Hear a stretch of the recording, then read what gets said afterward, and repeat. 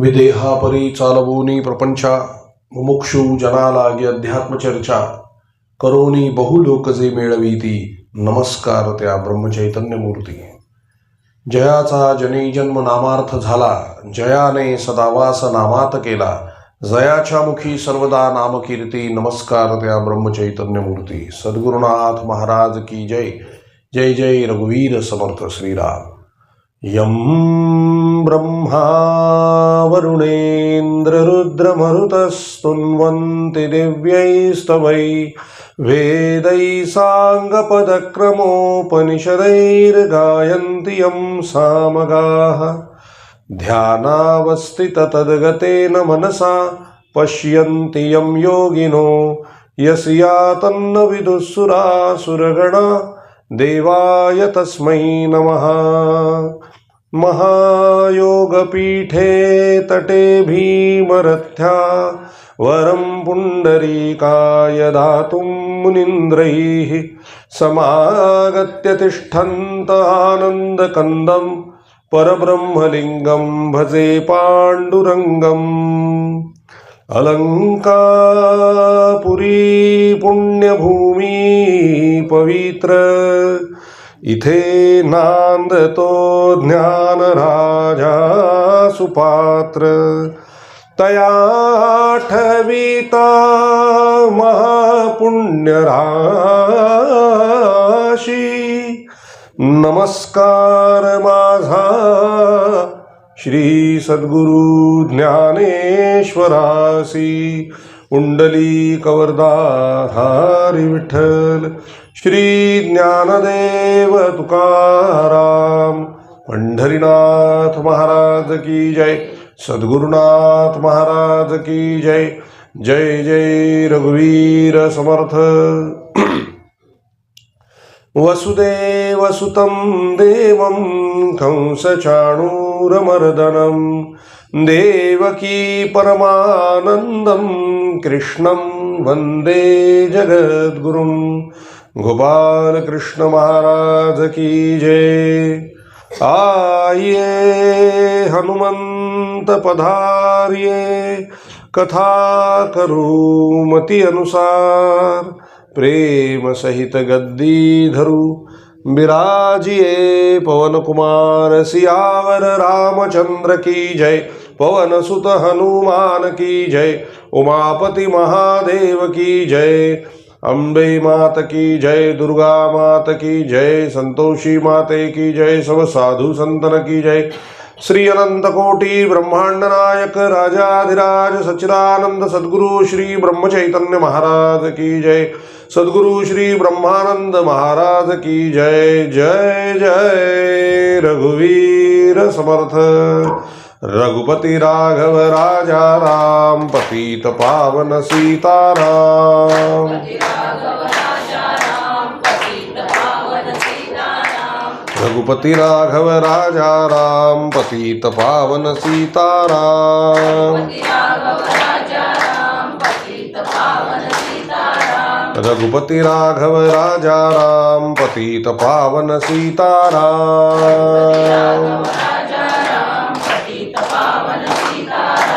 रघुपति राघव राजा राम पतित पावन सीताराम.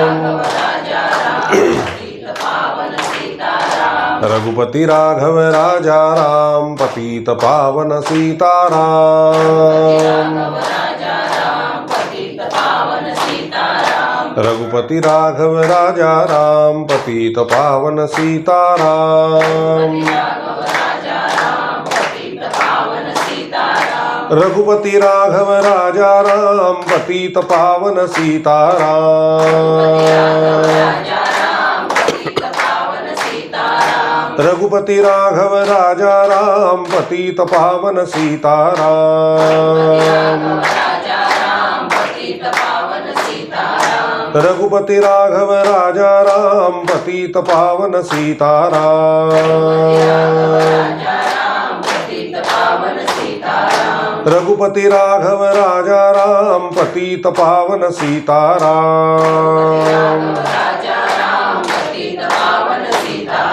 रघुपति राघव राजा राम पतित पावन सीताराम।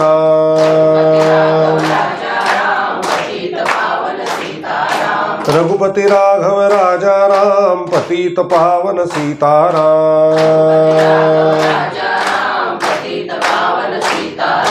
रघुपति राघव राजा राम पतित पावन सीताराम। रघुपति राघव राजा राम पतित पावन सीताराम। रघुपति राघव राजा राम पतित पावन सीताराम।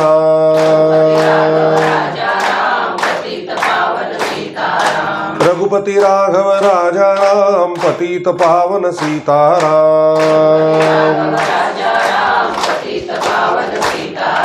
रघुपति राघव राजा राम पतित पावन सीताराम।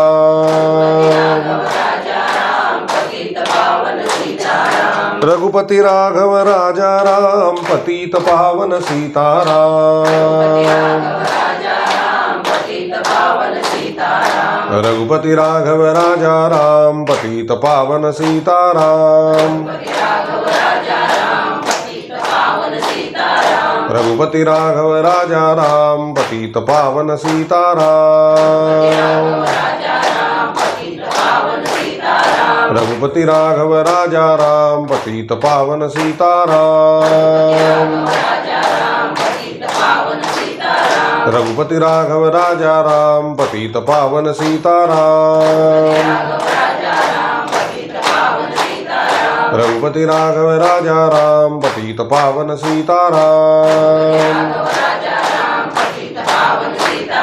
रघुपति राघव राजा राम पतित पावन सीताराम। रघुपति राघव राजा राम पतित पावन सीताराम। रघुपति राघव राजा राम पतित पावन सीताराम। रघुपति राघव राजा राम पतित पावन सीताराम। रघुपति राघव राजा राम पतित पावन सीताराम। जानकी जीवन स्मरण जय जय राम। श्री सद्गुरुनाथ महाराज की जय। जय जय रघुवीर समर्थ। राधे राधे राधे राधे राधे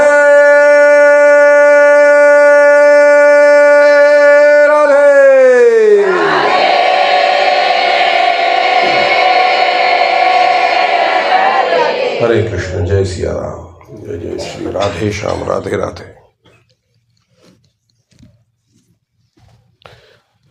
राधे राधे राधे राधे।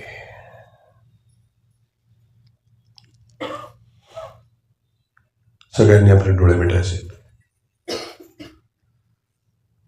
डोळ्यासमोर रत्नजडित सिंहासन आणायचे।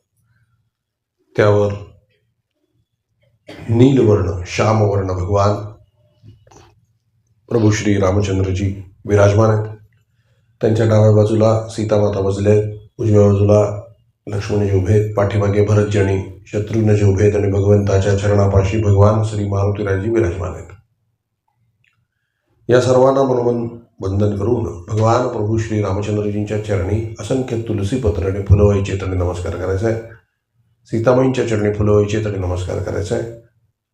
लक्ष्मणजींच्या चरणी फुलं व्हायचे तरी नमस्कार करायचा आहे। भरतजी शत्रुघ्नजी यांच्याही चरणी फुलं व्हायचे तरी नमस्कार करायचा आहे आणि भगवान श्री मारुतीराय यांच्या मस्तकावर बेलपत्र व्हायचे तरी नमस्कार करायचा आहे। पुन्हा परत फिरून भगवान प्रभू श्री रामचंद्रजींच्या चरणी आपलं मस्तक नत करायचं आणि प्रार्थना करायची आहे। हे प्रभू, हे दयानिधी, या संसार सागरातून लवकर आमचा उद्धार कर।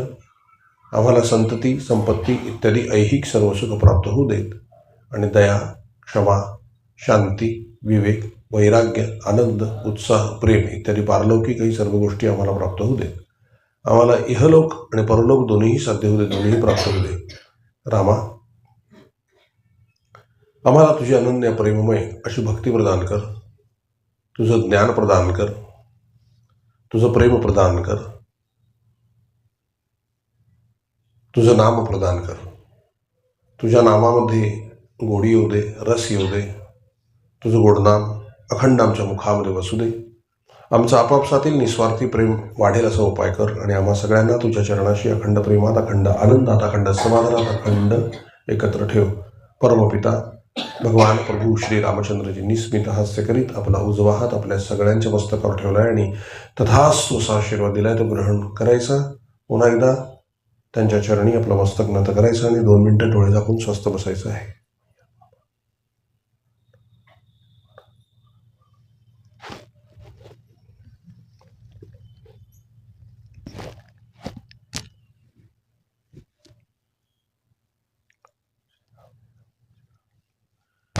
जानकी जीवन स्मरण जय जय राम. श्री सद्गुरुनाथ महाराज की जय. जय जय रघुवीर समर्थ श्रीराम.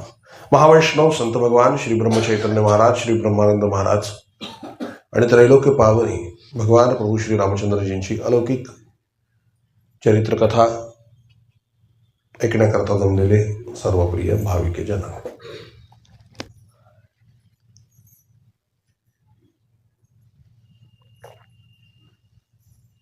ते कोण आले होते त्यालाही बोलून घ्या. तुम्ही बसा मागे.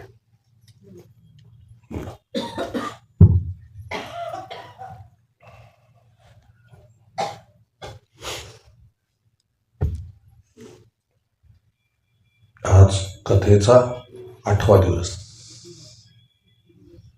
आणि उद्या 9वा. इतके दिवस महाराज सांगतच होते, सगळ्यांना उपदेश करतच होते. तुम्ही सगळे छान ग्रहण करत होता. अगदी हे जे कथेच्या माध्यमातून तर उपदेश येतातच, प्रश्न नाही आहे. त्याच्या आधी जे येतं ते भक्तीचं सार आहे. एवढ्या लांब आपण येतो. कथा कशा करता येत, कथा भक्ती कशी करायची, भगवंताला प्राप्त करून घ्यायचं. भगवंत म्हणजे कोणी मनुष्य आहे का त्याला प्राप्त करून घ्यायचं आहे? नाही. भगवंत याचा एक अर्थ सांगू तुम्हाला, सरळ सोपा. अखंड अविचल समाधान म्हणजे भगवंत. कुठल्याही परिस्थितीमध्ये आपलं समाधान बिघडता कामा नये, ते टिकलं पाहिजे. याला म्हणायचं समाधान, याला म्हणायचं भगवंत. 13 कोटी जप केल्यानंतर रामाची प्राप्ती होते. म्हणजे नेमकं काय होतं? सगुण दर्शन हे ठीक आहे, त्याला आपण असं म्हणू की कनिष्ठ, वरिष्ठ आणि उत्तम अशी 3 दर्शनं पकडा. त्यात सगुण रूपामध्ये रामाचं दर्शन होणं हे कनिष्ठ दर्शन आहे. त्याच्या आधीची स्वप्न दर्शनं वगैरे आधी असतात. त्याच्यानंतर प्रत्यक्ष समोर सगुण दर्शन होणं हे त्यातल्या त्यात कनिष्ठ आहे. सतत तो माझ्याबरोबर आहे हे जाणवणं आणि प्रत्येकात मला भगवंत दिसणं हे काय आहे? वरिष्ठ भगवंताचं दर्शन आहे, म्हणजे चांगलं दर्शन आहे. आणि सगळ्यात शेवटचं दर्शन, सर्वोत्तम दर्शन, सगळ्यात तर राम दिसतोच आहे. म्हणजे मी पूर्ण समाधान रूप होणं, अखंड समाधान राहणं हे खरं रामाचं दर्शन आहे. आणि आता ह्या कसोटीवर तुम्ही संतांना लावून बघा जरा. जे लाईव्ह संत तुम्ही पाहिले असतील, कीर्तनकार प्रवचनकार नव्हे, ते त्या मार्गात असतात. आपल्यापेक्षा 4 पावलं पुढे असतात, पण मार्गात असतात, अजून पोचलेले नसतात. आत्मदर्शनी संत म्हणजे खरे संत कोण आहेत? साईबाबा, स्वामी समर्थ, गोंदवलेकर महाराज, जगद्गुरू तुकाराम महाराज, ज्ञानेश्वर महाराज, यांची चरित्र बघा, यांचं वागणं बोलणं पहा. अखंड समाधान, अखंड समाधान. परमेश्वराची प्राप्ती होणे म्हणजे काय आहे? अखंड समाधान. आणि त्यांच्या सगळ्यांच्या जीवनात तुम्हाला एक गोष्ट कॉमन दिसेल, त्याची इच्छा. सबका मालिक एक, श्री स्वामी समर्थ. हे काय त्या व्यक्तीचं नाव आहे का? जरा विचार करा. स्वामी म्हणजे काय? मालक. समर्थ म्हणजे मालक समर्थ आहे सगळं करायला. स्वतःला त्यांनी कधीच असं म्हटलेलं नाही आहे. ते नेहमी काय सांगत? श्री स्वामी समर्थ म्हणा, माझं नाव घ्या, म्हणजे ते त्या पदवीला पोचलेलेच होते, त्यांना भानच नसायचं देहाचा. परमात्माच होता तो. परमात्मा सगळं करायला समर्थ आहे, म्हणून श्री स्वामी समर्थ. साईबाबा वरती बोट दाखवत आहेत, सबका मालिक एक. ते काय म्हणले, काही म्हणा, साई राम म्हणा, साई श्याम म्हणा, काही म्हणा, त्यांना काही फरक पडतोय का त्यांनी? हे तुम्ही जो मला 3.5 हात देह समजता तो मी नाहीच. महाराज काय म्हणले, तुम्ही जो मला 3.5 हात देह समजता तो मी नाहीच. ज्यांनी मला देहात पाहिलं त्यांनी मला खरं पाहिलंच नाही. मी कधी देहात नव्हतोच, मी फक्त एका नामात आहे, म्हणजे भगवंताच्या स्मरणात आहे, मी एका नामात आहे. म्हणून मला प्रत्यक्ष पाहण्यापेक्षा नामात पाहणे जास्त श्रेयस्कर आहे. तुम्ही फक्त नाम घ्या, बाकी सगळं मी करतो. ओंकार ओंकार म्हणतात तोच मी, महाराजांची वाक्य आहे ती. पंढरपूरला पांडुरंगाच्या जवळ कासव येते, तिच्या शिळेवर रंगशिळेवर उभे राहून म्हटलं, घ्या पांडुरंगाचं दर्शन. कोण आहेत मग हे? तुम्ही मला कोण समजता? कोण आहे मी? कोण गोंदवलेकर? गोंदवल्यास राहतो म्हणून गोंदवलेकर. कोण आहे मी? मला अमुक एक नाव नाही म्हणाले. काय म्हणाले? वाक्य आहे का चिंतन करण्यासारखे. मला अमुक एक नाव नाही. तुम्ही ज्या नावाने मला हाक माराल मी तुम्हाला होऊ दे का? मग तुम्ही स्वामी समर्थ म्हणा, आणि काही रामकृष्ण हरी म्हणा, श्रीराम जयराम जय जयराम म्हणा, काही म्हणा. मग रामनामच का देतात ते? श्रीराम जयराम जय जयराम. कारण शंकरांच्या पासून समर्थांच्या पर्यंत तो महामंत्र आहे, सिद्ध झालेला आहे. त्यांनी परमात्माची प्राप्ती होतेच, आणि तो परंपरागत आलाय, आणि त्यांच्या गुरूंनी तुम्हाला त्यांना दिलाय, म्हणून ते आपल्याला देतात. ते काय म्हणले, माझ्या गुरूंनी मला जे दिलं ते मी तुम्हाला देतो. ते ठीक, त्यांनी स्वतःचा क्रेडिट ठेवलेलं नाही. गोंधळाचं ते सगळं बघून ते काय म्हणाले, हा सर्व पसारा माझ्या गुरुकृपेचं फळ आहे, माझा संबंध नाही. प्रत्येक ठिकाणी स्वतःला साईडला. आणि काय हे समाधान आहे. आपण सुखाच्या मागे धावतो, सुखाच्या मागे धावावं, पण हे ओळखून असावं की सुखाच्या हातामध्ये दुःखाचा हात दिलेला आहे. एकटं सुख येत नाही आणि एकटं दुःख पण येत नाही. सुख आलं की मागे दुःख येतं, दुःख आलं की मागे सुख येतं, परत सुख आलं की मागे दुःख येतं, दुःख आलं की मागे सुख येतं. हे चालूच राहतं. याच्यावर जाऊन बसा, म्हणजे काय? समाधान. सुख आलं तरी फरक पडत नाही, दुःख आलं तरी फरक पडत नाही, सुख आलं तरी फरक पडत नाही, दुःख आलं तरी फरक पडत नाही. आपण किती असमाधानी आहोत माझ्या सकट आत्ता, हे कसं ओळखायचं? 15 दिवसाच्या कार्यक्रमाला ढिगभर कपडे घेऊन येणार आपल्या सुटकेसमध्ये. तसं काही आपण तिथे कायमच राहायला चाललेलो आहोत. ज्याचं समाधान आहे ना, त्याला 2-3 वस्त्र पुरेशी होते. कथाच ऐकायची ना, दर्शनच घ्यायचं ना, आदल्या दिवशी धुवायचं, वेगळा कपडा घालायचा, दुसऱ्या दिवशी धुवायचा, तिसरा परत पहिला घालायचा. हे ओळखायचं. आपलं आपण पाहावे, आपणाशी आपण. काय आहे? पाहावे आपणाशी आपण. कुठल्या स्टेजला होता आपण? ते थर्मामीटरने दुसऱ्याचा चेक नाही करत ना, ताप आपल्याला चेक करतात ना, ताप आलाय की नाही ते, नाही का? तसं सत्संग म्हणजे थर्मामीटर आहे. चेक करा आपण कुठे आहोत, आहे का समाधान? आणि जर समाधान नाही मिळालं तर मग उपयोग काय? मला महाराज सांगा. आपण सगळी धडपड दुसऱ्यासाठीच करतो. कपडे सुद्धा आपण आपल्यासाठी नाही घालत, दुसऱ्याला बरं वाटावं म्हणून घालतो. बघा, विचार करा. आणि का आपण काय मग सजायचं नाही का, नटायचं नाही का? चालेल ना, स्वतः करता करा ना, तुमचं आवड आहे म्हणून करा ना. का माहिती आहे का? हा स्वार्थ नाही आहे. स्वतः करतापेक्षा आणखी मी म्हणतो भगवंता करता नटा तुम्ही. कारण बाकीच्यानी कोणी म्हटलं ना चांगलं नाही तर तुमचा मूड जाईल, किती चांगलं असलं तरी. दुःख आलं की नाही, सुखाचा हात धरून आलं की नाही दुःख, म्हणजे आपलं समाधान दुसऱ्यावर अवलंबून आहे ना महाराज. कोणी बरं म्हटलं तर मला बरं वाटेल, कोण मला काय म्हणतो खड्ड्यात गेला समोरचा, हे मला काय म्हणतात हे म्हणतात. हे का सबसे बडा रोग क्या कहेंगे लोग. काही कोण म्हणत नव्हतं त्याला, ज्याला जे पाहिजे, जो ज्याच्या त्याच्या डोळ्यांनी पाहतो, दृष्टीने पाहतो. आपल्याला सगळ्यांना लहानपणी गोष्ट होती बघा एक, तो मुलगा वडिलांना घेऊन, वडील, मुलगा आणि गाढव चाललेलं असते नाही का.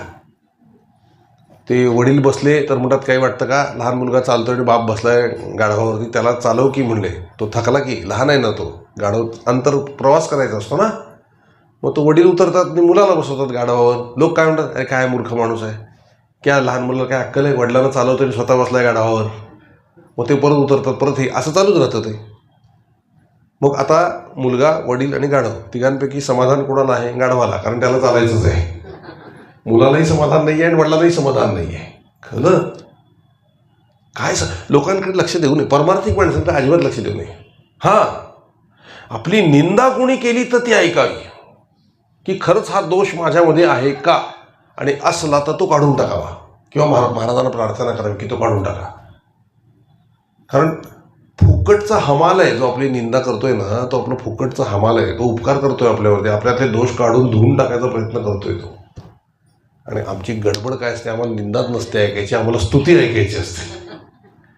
म्हणजे स्तुती म्हणजे चिखल आहे आणि निंदा म्हणजे साबण आहे, आणि ज्याच्यावर ते चाललंय तो आत्मा स्वरूप पांढरा स्वच्छ कपडा आहे.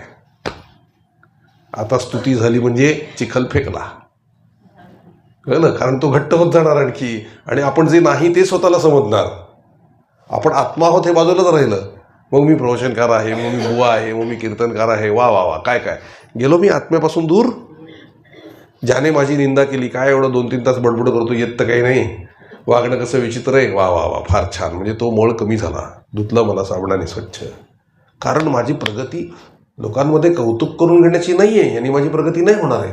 मी महाराजांजवळ कसा जाईन, रामाजवळ कसा जाईन, ज्याचं कोणी नाही त्याचा राम आहे. मग रामाला घट्ट धरलं की माझं काम होणार आहे. म्हणून तुल्य निंदा स्तुतीर मौनी संतुष्टम येन केनचित, असा जो आहे तो मला सदैव प्रिय आहे, भगवान म्हणतात. तुल्य निंदा स्तुतीर मौनी, निंदा झाली तरी त्याला फरक पडत नाही, स्तुती झाली तरी त्याला फरक पडत नाही. तुल्य निंदा स्तुतीर मौनी, मौनच असतो तो, जास्त काही बोला. कोणी निंदा केली तरी श्रीराम, कोणी वंदन केलं तरी श्रीराम, कोणी निंदा कोणी वंदा, आमचा स्वहिताचा धंदा. हे सत्संगातच शिकायला मिळणार आहे. कोणी निंदा कोणी वंदा, आमचा स्वहिताचा धंदा. कोणी निंदा केली, आनंद आहे, श्रीराम, महाराजांची इच्छा. कोणी स्तुती केली, वा वा, महाराज तुमचं कर्तृत्व आहे, माझं नाव काय करता पुढे, नाही का. हे ठेवलं ना की मळ नाही बसत आपल्यावर, स्वच्छ राहतो आपण. जेवढे दोष असतील तेवढे धुवून काढावेत महाराज, धुवून काढावे हे सगळे. म्हणून निंदकाचे घर असावे शेजारी. आता निंदा करायची वेळ कोणाची, आपण महाराज आत्ता कोणाला चुका सांगायची वेळ राहिलेली नाही, काळ तसा राहिलेला नाही. ज्याला वाटतं की माझ्या चुका सांगाव्या त्यालाच त्या सांगाव्या, पण आत्ता तो काळ राहिला नाही. निंदा केलेली, चुका सांगितलेल्या आवडत नाहीत, आता तो काळ राहिलेला नाही. मग काय करावं, भगवंताला सांगावं की मला तर ते दिसतंय, मग तुम्ही काढा. बरं, मला का दिसतो तो दोष, कारण माझ्यामध्ये आहे, जे माझ्यामध्ये नाही ते मला कसं कळेल. आता बघा, आता मला स्वयंपाक करण्याची काही फार सवय नाही, त्यामुळे भाज्याबिजाही मला काही माहिती नाही आहेत. कुणी कुठच्याही नावाने काही भाजी खाऊ घातली तरी मी खाईन, कारण मला माहितीच नाही आहे. आत्ता जी भाजी मी ओळखू शकत नाही आहे ती तुम्ही समोर ठेवली, तुम्हाला कळेल का ती, नाही कळणार मला. पण मला कोबी माहिती आहे, मला फ्लॉवर माहिती आहे, मला भेंडी माहिती आहे, ठीक आहे. आणि समोरच्याने आणून ठेवली भेंडी, मला लगेच कळेल ना भेंडी आहे, बरोबर ना. समोरच्यात मला दोष दिसतोय म्हणजे मला कळतो ना कुठला दोष आहे. अरे याच्यात अहंकार आहे, का कळलं मला, अहंकाराशी माझं इंट्रोडक्शन आहे, माझ्यामध्ये आहे अहंकार, म्हणून मला समोरच्यातला दिसतोय. लक्षात येतं. म्हणजे आपल्याला दोष दिसायला लागले की समजावं की आपल्यामध्ये तो आधी आहे. आणि मग दोघांसाठी प्रार्थना करावी, आमच्या दोघांचे अहंकार काढा. पहिले तर दोष बघूच नाहीत, चुकून दिसले तर देवाला प्रार्थना करावी की माझ्यात येऊ नका देऊ, सांभाळा थोडं. म्हणून महाराज काय म्हणाले, तुम्ही 3.5 हात देह समजता तो मी नाही, मी कुठेही नाही, मी कुठे गेलो नाही, मी कुठे जात नाही, मी केवळ नामात आहे. आणखी मग महाराज काय म्हणाले, सगळ्यांनी मी जप करा तप करा म्हणून सांगतो, म्हणजे अगदी माझे अगदी माझे असे आहेत, त्यांना मी अनुसंधान ठेवा असं सांगतो. कळलं? अनुसंधान याचा अर्थ काय? सतत लक्ष, आठवण त्यांची, सतत त्यांची आठवण. आईला जशी मुलाची 24 तास आठवण असते, पतिव्रता स्त्रीला पतीची ज्याप्रमाणे 24 तास आठवण असते, आणि खऱ्या पुरुषाला जशी कुटुंबाची 24 तास त्याच्या कुटुंबावर त्याचं लक्ष असतं, त्याला म्हणायचं अनुसंधान. भक्ताचं भगवंतावर जसं अखंड प्रेम असतं, सतत भगवंताची आठवण त्याच्या मनामध्ये असते, त्याला म्हणायचं अनुसंधान. आणि हे अनुसंधान टिकवण्यासाठी सगळ्यात जवळची वाट कुठली असेल तर नाम आहे. श्रीराम जय राम जय जय राम म्हटलं की राम आठवतो ना. म्हणून नाम ही भगवंताच्या जवळची, अत्यक्ष जवळची वस्तू आहे. म्हणून नामच भगवंत आहे, आणखी काही निराळं नाही आहे. पण ते लक्षात ठेवलं पाहिजे महाराज.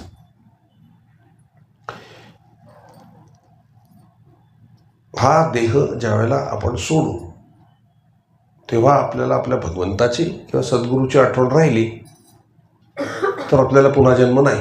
मग तुम्ही कितीही पाप केलेलं असलं, कितीही पुण्य केलेलं असलं तर पाप पुण्य लागू होणार नाही. शेवटचा क्षण मात्र काय पाहिजे? भगवंताचं स्मरण पाहिजे. मग एखादा म्हणेल मी जन्मभर पाप करतो आणि शेवटी भगवंताचं स्मरण करतो. महाराज, जे आपण दिवसभर करतो ना तेच शेवटी येतं मृत्यूसमयी. असं येत नाही. प्रॅक्टिस जन्मभर केली तर येणार. दिवसभर जे केलं तेच रात्री आठवतं स्वप्नामध्ये. आपल्या मनात जे विचार चालतात ना वाटेल तसे, ते आपण आधी केलेलं आहे सगळं, म्हणून तेच आठवतोय, तेच येतंय परत बाहेर. आपण काही ठरवून विचार करत नाही. कोणाबद्दलही काहीही विकल्प येतात, काहीही वाटतं, केलेलं आहे आपण असले उद्योग, मग तेच डोक्यात वारंवार येतात. बरं आहे आपल्याला एकमेकांचे विचार कळत नाहीत.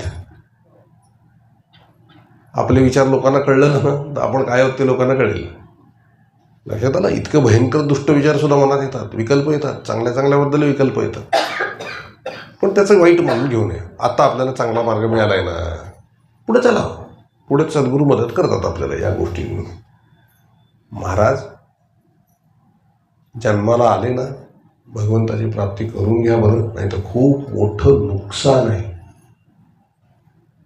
आपल्याला इथं ज्या वस्तू मिळालेल्या आहेत त्या फक्त वापरायला मिळालेल्या आहेत, काहीही घेऊन जाता येणार नाहीये. मग त्या मिळवायच्याच नाहीत का? मिळवा, प्रचंड मिळवा, भरपूर पैसा कमवा, चांगली घरं बांधा, पाहिजे त्या शक्य असेल तर नवीन तुम्हाला जेवढ्या गाड्या घेता येतात त्या घ्या. अख्खं लाईफ एन्जॉय करा मस्त. पण लिप्त नका हो, अडकू नका. कारण शेवटच्या क्षणाला हे बरोबर काहीच नेता येणार नाही आणि मग दुःखी व्हाल. हे शरीर ज्याने आपण सगळे उपभोग घेतोय ना, हे शरीर पण येत नाही बरोबर शेवटी. मग त्रास होणार, शरीर सोडताना त्रास होणार. मग एक तर कुठं जातोय माहीत नाही आहे आणि वर एवढं सगळं उपभोगलेलं आहे. जसं प्रवासाला जाताना आपण काळजी घेतो की नाही, हे पण पाहिजे, ब्रश पाहिजे, अमकं पाहिजे, तमकं पाहिजे, सगळं घेतो कारण तिथे लागेल. हा जो शेवटचा प्रवास आहे ना, एक तर कुठं जायचं आहे माहीत नाही आहे आणि बरोबर नेताच येत नाही काही. मग त्रास. मृत्यूसमयी कसली भीती असते मी तुम्हाला सांगतो. आता समजा तुम्हाला सांगितलं की जायचं आहे, आता यात्रेला निघायचं आहे, असेल त्या कपड्यानिशी निघा. बॅग घ्यायची नाही, काही सामान बरोबर घ्यायचं नाही, पैशाचं पाकिटही बरोबर घ्यायचं नाही, मोबाईलही बरोबर घ्यायचा नाही, काहीच घ्यायचं नाही, असेच निघा. आधी तर धस्स होईल की महाराज तुम्ही काय सांगताय, कसं होणार तिकडे, लागली काळजी. एवढं करून तुम्ही गाडीत बसलात, सारखी भीती राहील तुम्हाला. काय झालं तर काय झालं तर काय, जवळ काही नाही पण आहे, कसं होणार, काय होणार. ही जी तळमळ भीती चालली ना, हीच मृत्यूसमयी लागते. कारण बरोबर काही न्यायचं नसतं, कुठं चाललंय ते माहीत नसतं, कोण बरोबर नसतं, कुठं जायचं, काय होईल, काय दिसेल, काय जागा असेल, कुठं असेल, काय असेल, ही एक भीती. दुसरं माझे सगळे माझ्यापासून सुटणार, ही एक भीती. मग त्रास नाही होणार का मृत्यूसमयी? म्हणून ती तळमळ आणि तडफड असते. प्रत्येकाला जगावं असं वाटतं, कोणाला मरू नये असं वाटतं. मरणं म्हणजे आपण मरत नाहीच, आपण या शरीरातून दुसऱ्या शरीरात जाणार, पण जाताना एवढ्या सगळ्या अटॅचमेंट्स निर्माण केल्या आहेत ना महाराज स्वतः, त्या सोडताना मात्र वाईट वाटतं. आणि जेव्हा आजारी पडतो ना तेव्हा मृत्यूची भीती पहिली वाटते. गेलो तर काय होईल, गेलो तर काय होईल.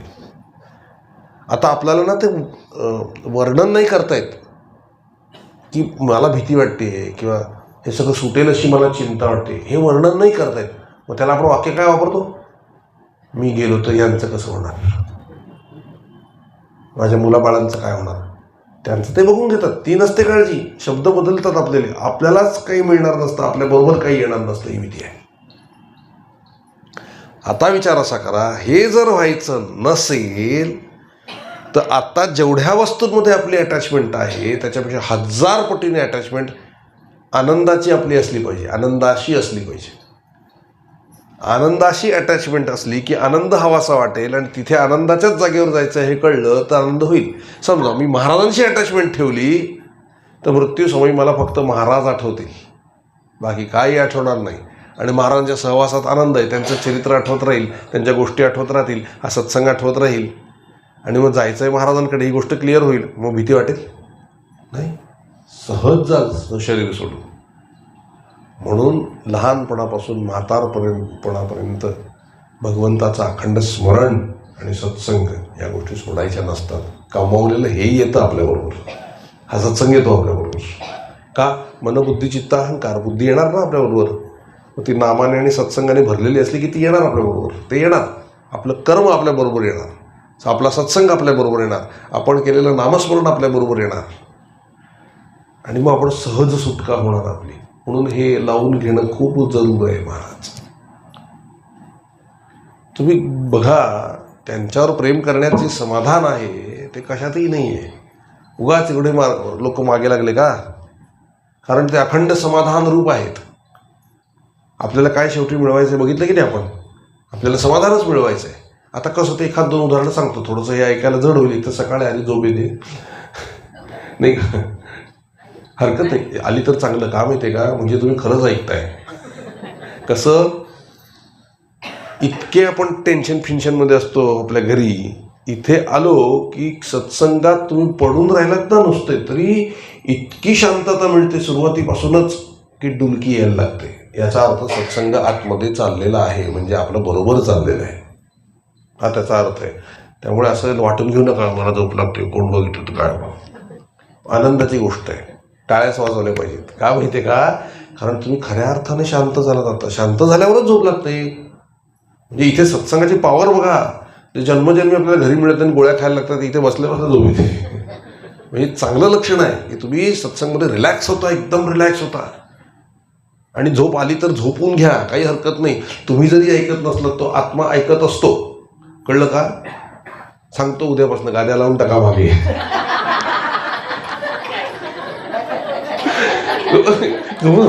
असं वाटतं की झोपून जायचं,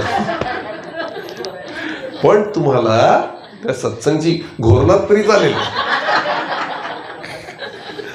ते मग मी असं समजेन की कृष्ण माझ्याकरता वेगवेगळं म्युझिक वाजवतो आहे.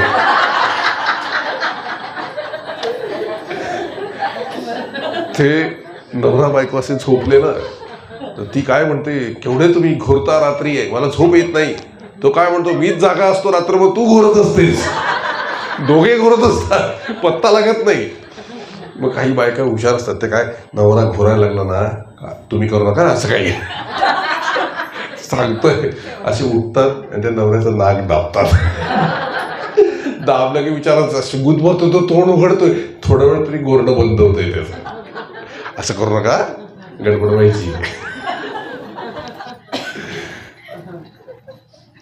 एक सोपा उपाय सांगू का, मान्यावर आहे सगळं. घोरणे म्हणजे अलाराम समजावा. जाग आली, बाळ बाजूलाच ठेव, बसून आपलं श्रीराम जय राम जय राम, आणि ते बॅकग्राऊंड म्युझिक आहे असं समजून चालू ठेवा. जप त्या तालावर बसावं, ते म्हणजे जप पण होईल आणि समाधान पण होईल. बघा, समाधानात एक सांगतो तुम्हाला, ज्याला खरं आराम मिळाला, विश्रांती, 24 तासामध्ये 3 तास विश्रांती पुरते. आणि सत्संगमध्ये झोपणं आणि इतर झोपणं यात फरक आहे. इतर झोपलात तर तुम्हाला झोप मध्ये मध्ये गाढ लागेल आणि उठाल तुम्ही. सत्संगमध्ये जर झोपलात ना 3 मिनटं 4 मिनटं 5 मिनटं 10 मिनटं त्यानंतर जी जागी पुन्हा किती झोपायचा प्रयत्न करा झोपणार नाही तुम्ही, कारण ते आवरलेली असते. गाढ झोप ही प्रत्येक ठिकाणी कुठेही जा गाढ झोप ही 2-3-5 मिनिटातच असते है ना. म्हणून गाढ झोप केव्हा लागते, जेव्हा मेंदू रिलॅक्स असतो, शांत असतं डोकं.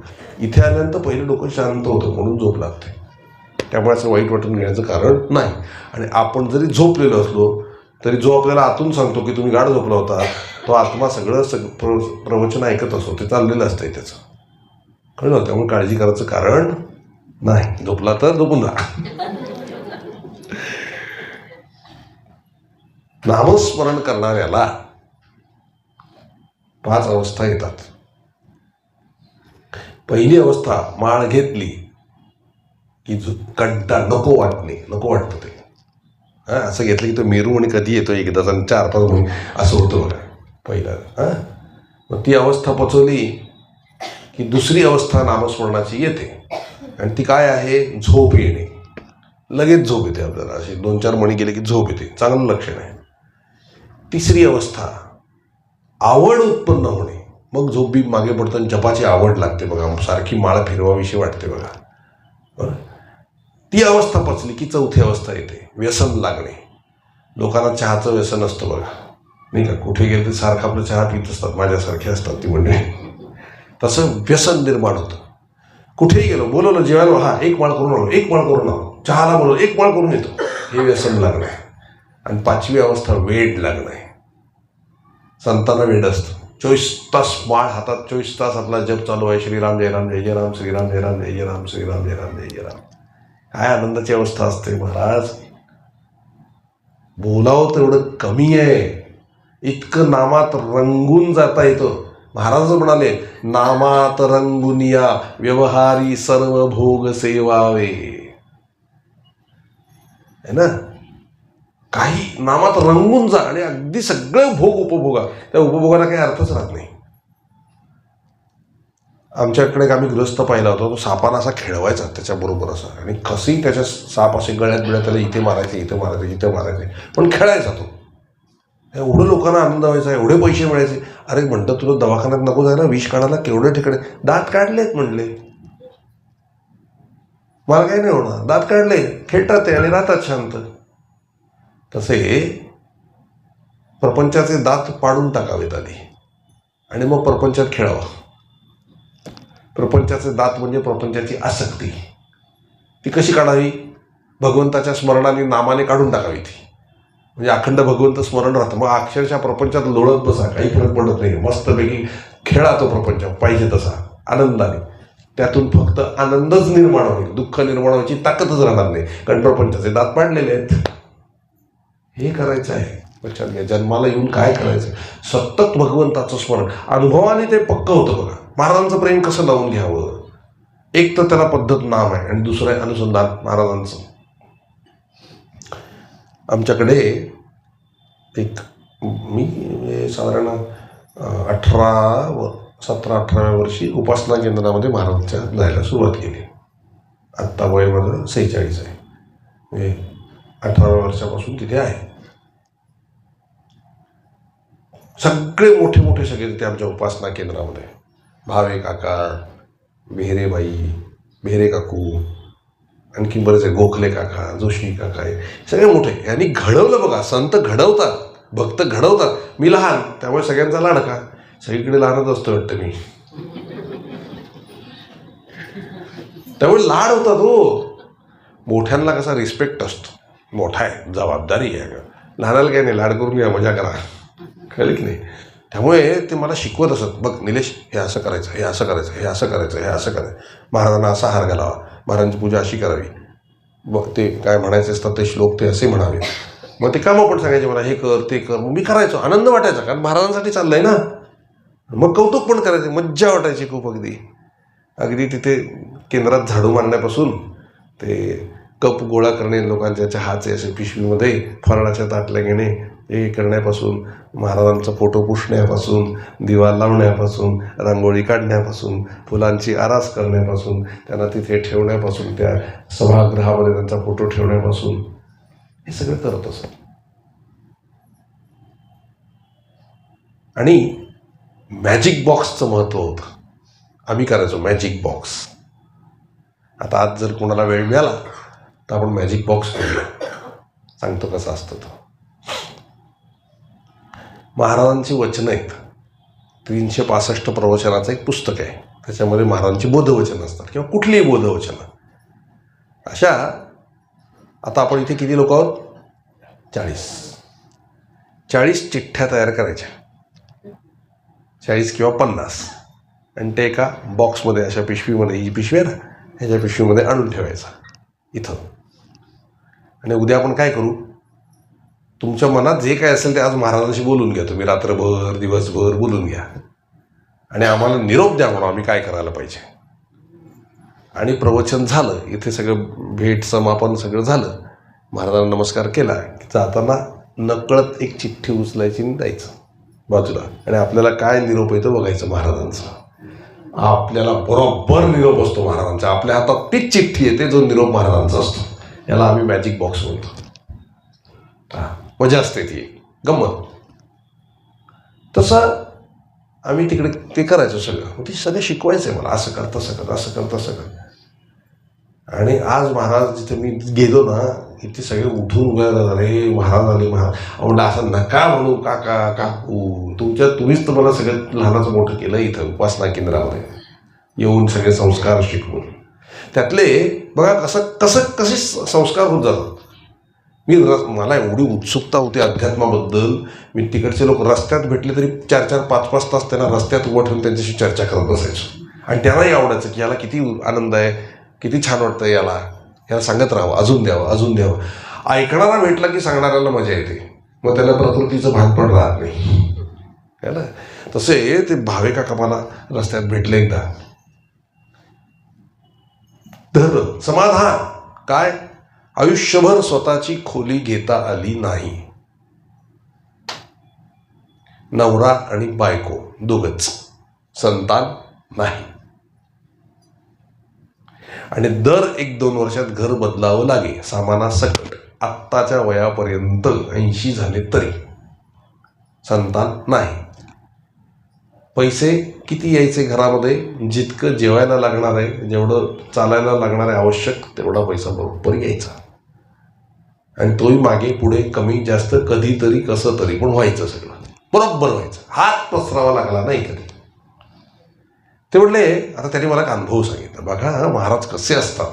हो, महाराजांचं होऊन राहिलं की समाधान आहे. हो, मूर्तिमंत समाधान आहे. असलं तरी श्रीराम, नसलं तरी श्रीराम, महाराज बघतात बरोबर. ते काय मला म्हणाले, म्हणजे मी मुंबईहून एकदा हेबळीला गेलो. तिथे दर्शन वगैरे घेतलं आणि मी म्हटलं गुरुजींना की गुरुजी आम्ही आता गोंधळ्यात जाणार, दर्शन घेणार आणि मग मुंबईला परत जाणार.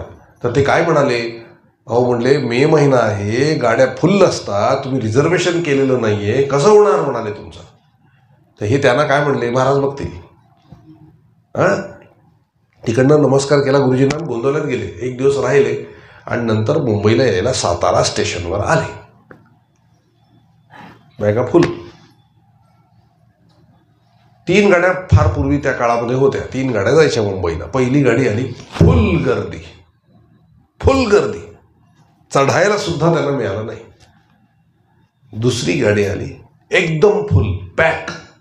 त्याच्यातही त्यांना चढायला जागा मिळाली नाही. म्हातारी दोघे हातामध्ये सुटकेस. आणि आता शेवटची आणि तिसरी गाडी. आता जर नाही चढलं तर रात्रभर थांबावं लागणार स्टेशनवर, दुसऱ्या दिवशी बघायला लागणार थंडीत कुडकुडत. तिसरी गाडी आली, याने बॅगा घेऊन दरवाजाच्या पुढे जाऊन उभे राहिले. गाडी फुल पॅक, चढायला जागा नाही. गाडीची शिट्टी झाली. यांच्या डोळ्यात पाणी आलं. महाराज आज इथंच राहावं लागणार का? असं तुमची इच्छा. गाडी पुढे निघाली. काहीतरी झालं, सिग्नल लागला, गाडी थांबली. हले ना गाडी जागची.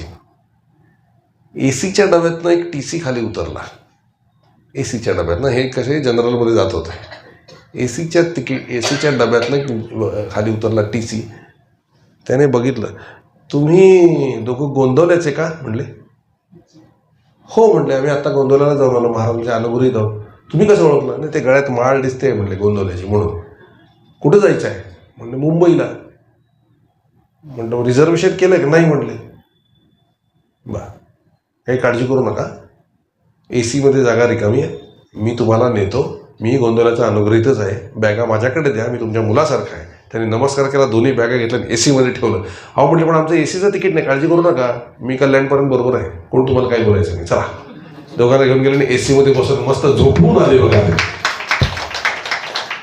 कोण करतो आहे महाराज. पण आधी टेस्टिंग असते, धीर धरतोय का नाही. धरला की महाराज बरोबर धरतात बघा.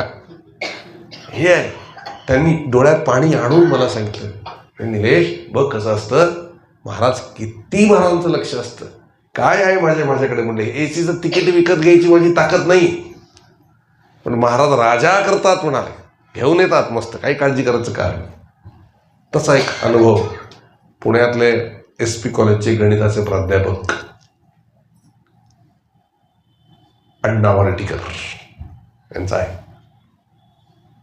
मालाडला पूर्वी महाराज पेटीवर येत असत, सगळी गर्दी तिकडे, महाराजांना भेटायला जायची. महाराजांचा आवाज ऐकलाय का, पेटीचा आवाज आहे महाराजांचा. हे त्यावेळेला डोंबिवलीमध्ये राहत होते अण्णा वार्टीकर, ठाकुर्ली, डोंबिवलीच्या जवळ ठाकुर्ली आहे. त्यांच्या नोकरीची बदली झाली आणि पुण्याला जावं लागणार होतं त्यांना. कसं करावं काय करावं कळेना. बायकोला पुण्यालाच ठेवलं होतं भावांजवळ. भाऊ बहिणी वगैरे त्यांच्या सगळ्या होते, ते परिवारासकट राहिले होते. इथून मालाडला गेले. ते म्हणले, महाराज सगळं करूनच घेतात तुमच्याकडून. कसं म्हणलं, मी महाराजांजवळ गेलो, पेटीवर बसलो आणि काही बोललो नाही, माझ्या मनात चालू होतं. पटकन महाराज काय म्हणले, अण्णा आजच ठाकुर्लीमध्ये असेल नसेल तेवढं सगळं सामान उचलावं आणि पुण्याला निघून जावं. बरं म्हणाले. आता अडचणी असतात ना, सामान आवरतं माणसाला कुठं जमतंय, काय कसं आवरायचं, काय करायचं, सामान फोटो बिटो सगळं न्यायला कोणी बरोबर नाही, एकटाच माणूस सामान पुण्याला कसं नेणार. पण ते काही त्यांनी महाराजांना विचारलं नाही. त्यांच्या मनात काय हे महत्त्वाचं आहे. महाराज बोलले म्हणजे सत्य होणार, म्हणजे होणार का, काहीतरी व्यवस्था होणार. म्हणून ते घरी गेले. एक गोंडपाट घेतलं त्यांनी आणि त्या गोंडपाटामध्ये त्यांनी सगळी भांडी बिंडी काय असेल ते सगळं भरलं. गोंडपाट शिवले असे 2-1 गोंडपाटं झाली होती.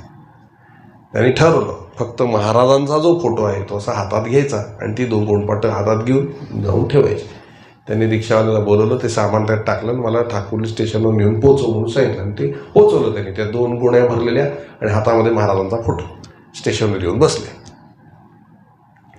पुण्याला जायची गाडी दुपारी 3:30ची होती, मला वाटतं सिंहगड एक्सेल का काय असेल माहीत नाही, 3:30 का 3:45ची असते. हे ठाकुर्ली स्टेशन, ठाकुर्लीवरनं कल्याणला जायचं आणि कल्याणवरनं पुण्याला यायचं गाडी पकडून. आता हे न्यायचं कसं हा विचार त्यांनी केलाच नाही. महाराज काहीतरी व्यवस्था करतील म्हणून प्लॅटफॉर्मवर सीटवर येऊन बसले. ते थोड्या वेळाने मुंबईकडे जाणारी गाडी आली, त्यातून एक धडधाकट मनुष्य उतरला. ते म्हणले, अण्णा इकडे कुठे आहात तुम्ही, कुठे चाललात. काही नाही म्हणले, पुण्याला चाललोय. त्यांना ओळखलं. अण्णाने विचारलं, आपण म्हणले, आपण सगळे उपासनेला जमतो ना, मी पण 2-3 रविवार उपासनेला येत होतो म्हणाले. बरं, कुठे चाललाय. मुंबईला चाललो होतो म्हणले. बरं, तुम्ही कुठे चालला. मी पुण्याला चाललो म्हणले. मग एवढं सामान नेणार कसं तुम्ही. माहीत नाही म्हणले, आता महाराज बघतील. बघितलं म्हणले महाराजांनी. म्हणलं म्हणजे मी येतो तुमच्या बरोबर म्हणले. हे सगळं मी पोलीस इन्स्पेक्टर आहे म्हणले, मी इथल्या हमालाला बोलवतो आणि ते सगळं तुम्ही आपण कल्याणला उतरवून घेऊ, मग बघूया पुढचं काय होतं. आणि त्याने ती पोती घेतली, त्या हमालाला सांगितली, कल्याण स्टेशनला बसले. पुण्याची गाडी आली, पूर्ण गर्दी. काळजी करू नका अण्णा, सामानाची व्यवस्था मी करतो, तुम्ही फक्त महाराजांचा फोटो तुमच्याकडे ठेवा असं म्हणले. आणि डब्यात शिरला आणि त्यांचे ते 2-3 सगळ्या हमालांना सांगितलं, हे सगळं सामान नेऊन बसवायचं आहे आणि तिकडनं जरा मला जागा रिकामी करा. त्या सगळ्या पोलीस तिथे जमले होते, काही हमाल जमले होते. त्याने तिकडच्या इकडच्या लोकांना इकडे तिकडे करून दुसरीकडे बसवलं आणि साहेब आले म्हणून सांगितलं. बरोबर सीट मोकळी केली. अख्ख्या सीटवर अण्णा आणि तो पोलीस आणि ते 2 गोण्या ठेवलेल्या हमालांनी आणून आणि सगळं सामान सेट करून दिलं. दुपारच्या जेवणाची व्यवस्था झाली, सगळं झालं. आणि तू आता अण्णांना वाटलं की धन्यवाद तुम्ही आता उतरणार नाही, मी येतो पुण्यापर्यंत आणि तुम्हाला घरात सामान आणून सोडतो मग घरी जाईल म्हणजे. आणि म्हणजे ड्युटी ऑन ड्युटीच आहे म्हणले, काळजी करू नका. बघा काय सत्ता असते. आणि ती गाडी पुण्याला पोचली, टॅक्सीवाल्याला बोलवलं, टॅक्सीवाल्याने ते सामान त्याच्या घरामध्ये वरती चढवलं अण्णांच्या आणि मग तो गेला. अण्णा म्हणले महाराजांचा धरल्याशिवाय मला दुसरं काही काम लागलं नाही, महाराजांचा फोटो फक्त मी धरून ठेवला होता, बाकी सगळं आपोआप झालं. कोण करतं? कोणाची सत्ता आहे? आपण विचार करतो एक माणूस नेऊ, दुसरा माणूस बरोबर नेऊ मदतीला, तिसरा माणूस बरोबर नेऊ, कोणी मदतीला येत नाही. महाराज जेव्हा उभे करतात ना तेव्हा सगळी कामं आपोआप होतात. महाराज सगळी कामं आपोआप, आणखी काही करावं लागत नाही. लक्षात ठेवा, कोणी कामाला येत नाही. ज्यांच्यावर आपले भरोसे असतात ना तेच आहे त्यावेळेला पाठीत खंजीर खूप असतात, दगा देतात तुम्हाला. भरोसा केवळ परमेश्वरावर ठेवावा, केवळ ईश्वरावर भरोसा ठेवावा, तेव्हाच होतं, त्याशिवाय होणार नाही. ठेवला की नाही अण्णांनी भरोसा, काम झालं की नाही? असे किती उदाहरण आहेत महाराज. आता एक आणखी घटना सांगतो. इथे दरभंगा आहे नावाचं शहर इथे, आणि कलकत्त्याला एका माणसाची नोकरी पक्की झाली होती कलकत्त्याला, आणि कलकत्त्याला ते राहत होते. तो नवरा बायको आणि त्यांचं 6 महिन्याचं बाळ. त्या माणसाची बदली झाली आणि त्यांना इथे हैदराबादला का कुठेतरी यावं लागलं, असं काहीतरी ते आहे. तो त्याला अर्जंट जॉईन व्हायचं होतं. तो काय म्हणला, मी विमानाने पुढे जातो, तू बाळाला घेऊन विमानाने नंतर ये 2-3 दिवसांनी. त्याला अर्जंट तिकडे हजर व्हायचं होतं, तर तो विमानाने गेला. 2-3 दिवसांनी ही बाई निघाली. घडलेली घटना, महाराजांची माणसं ही, आणि विमानात बसली. ती 6 महिन्याच्या बाळाला घेऊन विमानात बसली आणि विमान उड्डाण केलं आणि बिघाड झाला विमानामध्ये. आणि सगळ्यांना एमर्जन्सी ते काय पॅराशूट असतं ना ते दिलं आणि सांगितलं सगळ्यांनी उड्या मारा, विमान पडणार आहे आता. सगळ्यांनी उड्या मारल्या, ते पॅराशूट दिलं होतं. हिने आपल्या 6 महिन्याच्या बाळाला असं घेतलं महाराज आणि कसं तरी ते बांधलं, त्याला असं धरलं आणि उडी मारली. आणि उडी मारल्याबरोबर गडबड अशी झाली, पॅराशूट हातातनं सटकला, संपला विषय. 2500 फुटावरचं विमान आणि ती सरळ खाली. ती फक्त कळवळून ओरडली, महाराज. आणि काय झालं माहित नाही, वाराचा वेग एवढा प्रचंड आला, ती अशी पुढे ढकलली गेली आणि एका शेतामध्ये कापसाचा ढीग लावला होता, त्या कापसात येऊन पडली. ही घडलेली घटना. एवढं सुद्धा काही झालं नाही. कोण सांभाळतं आपल्याला? राम सांभाळतो, महाराज सांभाळतात आपल्याला. आमच्या काही साधकांच्या समोरची गोष्ट आहे. मुंबईला दादर स्टेशन आहे, प्रचंड गर्दी असते दादर स्टेशनला, प्रचंड गर्दी. तिथे एक नवरा बायको त्यांचं असं 6 महिन्याचं 4 महिन्याचंच बाळ असं ते हातात घेऊन उभे होते की ट्रेन येणार, ट्रेनमध्ये बसणार आणि पुढे जाणार मुंबईकडे, डोंबिवलीकडे किंवा कल्याणकडे. आणि झालं काय, ते असे बसलेले असताना, उभे असताना ट्रेन आली आणि त्याने हॉर्न वाजवला. ते बिचकलं पोरगं आणि एकदम उसळलं खाली ट्रॅकमध्ये आणि वरून ट्रेन ती फक्त किंचाळली. महाराज, काय झालं असेल. थोड्या वेळाने ट्रेन निघून गेली. आश्चर्य वाटेल, एक टोपली होती, टोपलीत गादी होती, त्या गादीमध्ये ते बाळ तसं ठेवल्यासारखं होतं. काही झालेलं नव्हतं. ती तिथेच रडायला लागली, महाराज महाराज महाराज महाराज. काय सांगता सांगा. तू असता मग मनी कसली चिंता, जय जय भगवंता.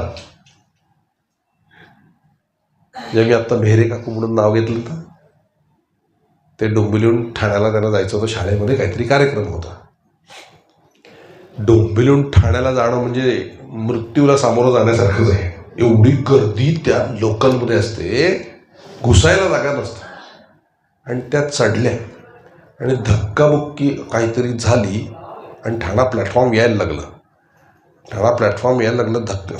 ठाण्याच्या पुढे जायचं होतं. ठाणा प्लॅटफॉर्मवरून गाडी सुटली आणि त्यांना उतरायचं होतं पण उतरता आलं नाही. आणि त्या बरोबर खाली बसल्या अशा त्या गाडीतच आणि त्यांचे पाय असे बाहेर. खांब आला असता आणि आपटला असता, तुकडे झाले असते. त्या फक्त महाराज असं म्हणाल्या. लोकल हळूहळू सुरू झालेली होती. एकदम असा हात कोणाचा तरी आला आणि त्याला उभं करून बाहेर खेचलं आणि त्या प्लॅटफॉर्मवर पडल्या. पण उठल्या, कपडे झटकले, त्यांना काहीही झालं नाही आणि गाडी निघून गेली. काही झालं नाही त्यांना. मग त्यांना असं विचारलं की तुम्हाला कसं कळलं महाराज आले? हो म्हणले महाराजांनीच मला खेचलं. म्हणले तुम्हाला कसं कळलं? म्हणले मी तो हात नीट बघितला, हातात अशी माळ होती आणि नंतर तो मनुष्य प्लॅटफॉर्मवर दिसला नाही कुठंच. काय आहे महाराज किती सांभाळतोय, राम किती सांभाळ, महाराज किती सांभाळ. आपल्या जीवनातले अनुभव कमी आहेत का? किती सांभाळतात भगवंत आपल्याला. म्हणून हे बाकी सगळं ठीक आहे, जगायचं ना त्यांच्या जीवावर जगायचं. त्यांच्या जीव, आम्ही तुमचे आहोत, आम्ही तुमचे आहोत, आम्ही तुमचे आहोत, आम्ही तुमचे आहोत. हे बघा, लक्ष्मणाला जी मजा, शत्रुघ्नाला जी मजा, भरताला जी मजा, ती मजा रामाला नाही. कळलं की नाही? कारण ते रामाच्या जीवावर जगतायत. रामाची जबाबदारी वाढली ना, मला सांभाळायचं आहे. मग आपण मोठं व्हा कशाला? तुम्ही सांभाळा महाराज, आम्ही तुमच्या चरणाशी बसतो, नाही का? आश्रित हे तत्व खूप महत्वाचं आहे. आश्रित.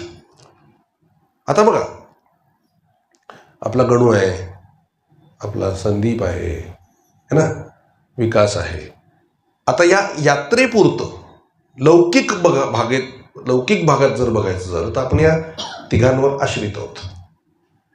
त्यांना जबाबदारी असते बघा. यांचं जेवण बघायचं आहे, कोणाला काही लागलं बिगलं तर हॉस्पिटल बघायचं आहे, गाडी वेळेवर आली पाहिजे, यांना वेळेवर गाडीत पोचवायचं आहे. त्या पद्धतीने ते त्यांच्या हिशोबाने धरधर सगळी व्यवस्था करतात.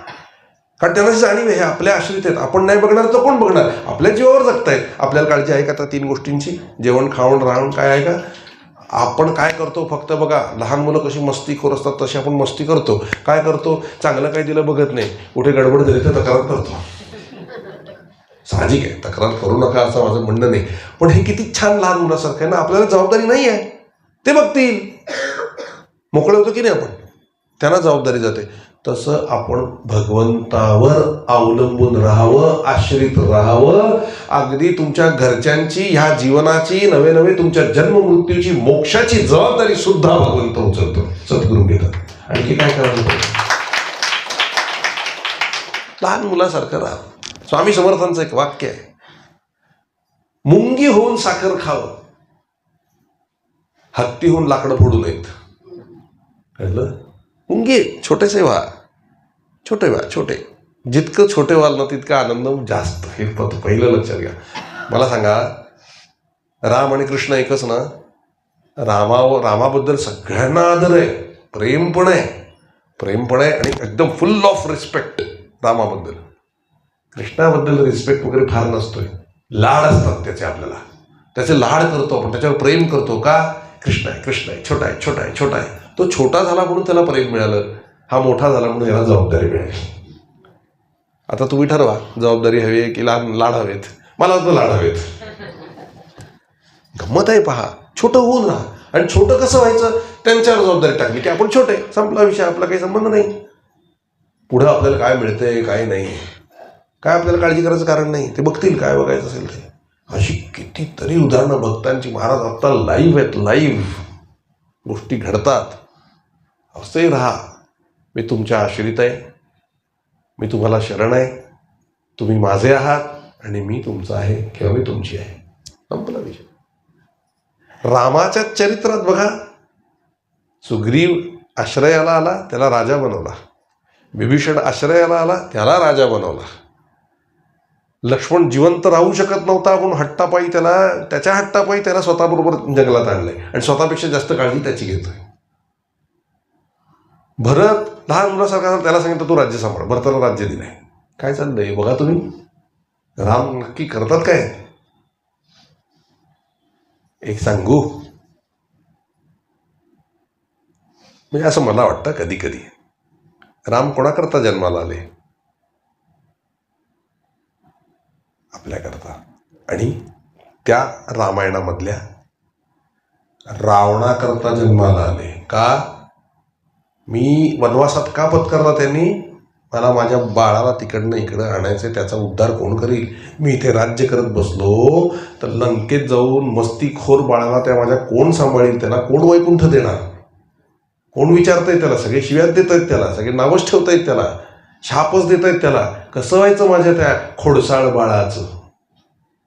म्हणून हे वनात जंगलात आले. फिरता फिरता वनवासात जाता जाता मैयाला सांगितलं, अगं बाळाचे लाड करायचे तो माझं मी ऐकणार नाही, तो तुझं ऐकेल, तू आधी पुढे जा. म्हणून आईला आधी पाठवलं आणि मग वडील गेले. आणि असा येत नाही तसा हाडून त्याला जवळ आणलं आणि त्याला मुक्ती दिली महाराज. काय माझा राम आहे. आता रावणाची बाजू सांगतात. तर रावण दुष्टच होता, पण एक संत कसं सांगतात ना, रावणाला माहीत होतं उद्धार रामाच्या हातून आहे. मी तर तपश्चर्या करू शकतो, मी तपश्चर्या केलेली आहे यापूर्वी सुद्धा, त्यामुळे माझा उद्धार होणंही सोपं आहे, काही कठीण नाही आहे. पण हे जे माझे बाकीचे सगळे राक्षसगण आहेत ना, यांना तपश्चर्याचा तव माहिती नाही आहे, काय करायचं माहिती नाही. मग ह्या जन्मात त्यांची मुक्ती कशी होणार? आता मुक्ती व्हायला उपाय एकच आहे, रामाच्या हातून या सगळ्यांना मारावं लागेल. म्हणून रामाला आधी इथं आणावं लागेल. राम काही असं येणार नाही, आई आली की बाबा येतील. म्हणून आधी आईला आणून ठेवलं, नमस्कार करून अशोक वाटिकेत, आई तू इथंच थांब, म्हणजे येतील ते आणि मग आमच्या सगळ्यांचा उद्धार करून जातील. मग राम आले आणि सगळ्यांना मारून सगळ्यांचा उद्धार केला आणि मग गेले आईला गेले. काय बघा कसं असतं. म्हणून आपण आपली चिंता करूच नाही. आता रामायण थोडंच राहिलंय सांगायचं, जास्त नाही आहे. पण आता हे जे उपदेश येतील ना, यातनं शिका. काय बघ कसं जायचं पुढे, कसं जायचं, भगवंताला कसं चिकटायचं. भगवंताला, सद्गुरूला, सत्पुरुषाला नुसतं चिकटावा. काय होतं चिकटल्याने माहिती आहे? सांगतो. एखाद्या मुंगीनी ठरवलं की मुंबईवरून निलेश महाराजांची कथा ऐकायला किंवा साताऱ्यावरनं निलेश महाराजांची कथा ऐकायला अयोध्येला जायला पाहिजे. आपली कथा होऊन पण जाईल ना, ती पोचेल का तिथपर्यंत यायचं म्हटलं तर? किती दिवस लागतील अंदाज आहे? मुंगीनी तिच्या चालीनी जर ती चालत आली, किती वेळ लागेल तिला इथे यायला सांगा बरं? वर्षात जन्म, अनेक जन्म लागतील ना. तिने आयडिया काय केली, मला चालताच येत नाही, एवढं मी चाललं तर कधी कथा मिळायची. मग साताऱ्यामध्ये कोण आहे? निलेश महाराजांची आई आहे. शहाण्या आईंच्या खांद्यावरती चढून बसा. हां, मग त्या ट्रेनमध्ये बसल्या, तिथे ती मुंगी बसली. आता आमच्या आईचा जो वेग, तो वेग तिला सहज प्राप्त झाला. करावं लागलं काही? तिचं काम काय आहे? आईला घट्ट धरून ठेवायचं, म्हणजे वारा आला की उडणार नाही. तिने आईला घट्ट धरून ठेवलं, आईला पत्ताच नाही, तिने घट्ट धरून ठेवलं. आणि बरोबर आई जशी 24 तासात इथं येऊन पोचली अयोध्येत, ती मुंगी सुद्धा किती वेळात आली? वारात 24 तासात आली आणि आता प्रवचनाला बसली आहे. म्हणजे तिला मिळालं की नाही, इप्सित साध्य झालं. तसं महाराज परमात्मा साध्य करून घेणं जन्मजन्म केले तरी आपल्याला प्राप्त होणार नाही. महाराज यांच्या अंगावर चढून बसावं, घट्ट धरून ठेवावं, ते 24 तासात पोचले की आपणही पोचतोय त्यांच्याबरोबर. संतांना धरावं, संतांना घट्ट धरावं, म्हणजे त्यांचा वेग आपल्याला प्राप्त होतो. आणि ते जसे पोचतात भगवंताजवळ, तसं आपणही सहज पोचतो. आणि त्यांना तर हौस आहे, चढा चढा, अजून जेवढे येत आहे तेवढे चढा अंगावरती, मी सगळ्यांना घेऊन जातो. काय आहे बा, म्हणून संतांना घट्ट धरावं महाराज. म्हणजे कळतं काय करावं काय नाही, आणि येऊन पोचतो भगवंतापर्यंत विनामूल्य आणि विना कुठचाही त्रास. काही नाही, सोपं आहे की नाही परमार्थ? आपण उगाच काहीतरी क्लिष्ट करून ठेवतो कारण नसताना. अमकं केलं तर चालेल का, तसं केलं तर चालेल का, ते इकडे बसून जप केलं तर चालेल का, उलटं पालटं झालं तर चालेल का, असं काही आपण विचार करत असतो. कशाला हवे? मुखाने नाम घ्या फक्त, येतं तसं. येता जाता उठता बसता खाता जेविता सुखी होता नाम विसरू नये. आरामात आपलं चालू दे तोंडाने. ते काय आपल्याला काय करायचं आहे? हे बघा, ती आई आहे आपली, नाही का? आईजवळ असं व्यवस्थितच गेलं पाहिजे, शिस्तीत पावलं पडली पाहिजेत, ह्या मार्गाने शिस्तीने गेलं पाहिजे. असं आहे का? आरडाओरडा करायचा, राहिलं चिकटायचं, पदर धरायचा, एवढंच काम आहे आपलं. आपल्याला काय कळते साधनानं? काय करायची साधना आपल्याला? आई आहे ती, जाऊन कडेवर सोडून बसायचं. आई मला माहीत नाही. ती लहान मुलं कशी खड्याळासारखं, मला भूक लागली, तू आता काय करतेस काय करते मला माहीत नाही, मला भूक लागली. अरे आत्ताच खाल्लंच ना, अर्ध्या तासापूर्वी, मला नाही माहिती, मला पाहिजे. म्हणून ते रडते ओरडते, खांद्यावर चढून बसते आपलं. बघा मग ते आई त्याला प्रेमाने समजवते, 4 घास भरवते, पोट भरलं की ते चाललं. आपल्याला तसंच आहे महाराज. आई आहे ती, नाही का? जाऊन बसावं मस्त. आई मला अयोध्येला जायचं आहे, व्यवस्था कर. करते की नाही बघा. स्वतःवर काही घेऊच नका. आता अधिक मसाला चाललोय ना, आयडिया देतो महाराज. गोंधळायला जावं, नारळ ठेवावा. महाराज अधिक मासामध्ये मला तिथे जायचं आहे आणि तुम्हीही माझ्याबरोबर यायचं आहे. कशी व्यवस्था करायची, काय करायची तुमचा प्रश्न आहे. ते रजाबीजा मी काही स्वतःहून घेणार नाही, ते तुम्ही व्यवस्था करायला पाहिजे. आणि मी कोणालाही कन्व्हिन्स करणार नाही, कोणापुढे हे करणार नाही. माझी सगळी व्यवस्था तुम्ही करायला पाहिजे. चला माझ्याबरोबर, असं म्हणून नारळ ठेवूया. बघा होते की नाही व्यवस्था सगळी बरोबर. हां, आणि समजा नाही झाली ना महाराज, समजा नाही झाली ना महाराज, तर मुंबईतल्या निलेश महाराजांना उचलून साताऱ्यात आणतील, तिथे भागवत करायला लावतील. त्यांची ताकद आहे. असलं काय मग असं त्यांची ताकद आहे. मग सगळे लाड पुरवणार तुमचे, 100% सगळे लाड पुरवणार तुमचे. हा माझा अनुभव आहे. एकही इच्छा शिल्लक ठेवत नाही, तुमच्या सर्व इच्छा पूर्ण करतात महाराज, ज्या ज्या तुमच्या असतील तेवढ्या. आणि ही गॅरंटी त्यांच्या वतीने मी तुम्हाला देतो. काय वर्णू मी गुण तयांचे, नपुरे ही वाणी, रिद्धी सिद्धी सदा तयाला जोडिता ती वाणी. एक तर आपण मनुष्यजन्म मिळाला कठीण आहे, त्यात आपल्याला आवड निर्माण झाली परमेश्वराची, ते अजून कठीण आहे. आणि महापुरुष संश्रय हा मोठ्या संतांचा आम्हाला आधार मिळालाय. काय पाहिजे? मागावं ते एका संतांजवळ, देतील नाही तर न देतील, आपल्या हिताचं असेल, पण ते त्यांच्याकडे. असं सांभाळतात ना महाराज, काय सांगू तुम्हाला. कितीतरी अशी उदाहरणं लोकांची पण आहेत, माझ्याकडे पण आहेत, पुष्कळ आहे. काय आधार, त्यांच्या आश्रित राहावं, हे तत्व शिका. आश्रित, जे तुम्हाला खूप तपश्चर्या करून साधणार नाही, ते आश्रयाने साधे. मी म्हटलं ना, ते काय झालं, एकदा एका राजवाड्यामध्ये राजा होता, तो संबंध त्या भागातला राजा होता तो. आणि काय झालं, एकदा संध्याकाळी शिकार करून रात्री उशिरा आला तो. त्यावेळेला काय असे लाईट बीट नव्हते, त्या मेणबत्त्या वगैरे पेटवलेले असायचे, ते काय दिवे बिवे. तो आला आणि एक दासी त्याची खोली स्वच्छ करत होती, बेड बीड सगळं लावत होती, सगळं झाडत होती, पुसत होती. आणि तो आला आणि इतका झोपेमध्ये होता तो की त्याला वाटलं ही स्वच्छता करणारी राणीच आहे. तर त्याने तिचे हात धरले आणि तिला पलंगावर बसवलं. पुढे सगळं झालं आणि तो झोपला शांत. आता राजाला सांगावं कसं, आणि तो चिडून माझं मस्त पुडवेल तर काय करणार, काही बोलू शकत नाही राजाला. पण ती दासी तशीच झोपली. झालं सगळं. सकाळी उठली ती एकदम घाबरत घाबरत घाबरत. राजाही उठला आणि तिने आपल्या नेहमीप्रमाणे काही बोलली नाही आणि झाडू मारायला म्हणजे तिथे बसली. ती रडत होती. तिला विचारलं राजाने, काय झालं, कशाला रडते? म्हणले, काल असं असं सगळं घडलं. अरे बापरे. राजा गप्प बसला. जा म्हणले तू. तर ती उठली आणि नेहमीप्रमाणे आपलं काम म्हणून झाडू मारायला लागली त्या राजाची खोली. अगं हे काय करते? झाडू मारते म्हणले. तुमची खोली स्वच्छ करते. बैस इथं. आता तू दासी नाही आहेस, आता तू राणी आहेस. लग्न करणार आहे तुझ्याशी. आता तू राणी आहेस, कळलं? टाळ्या वाजव. तिने वाजवलंय आणि 10 नोकर आले. तिनं बघितलं कॉटवर बसलेली. हे कॉटर उचल, साफसफाई कर. राणी आहे ती.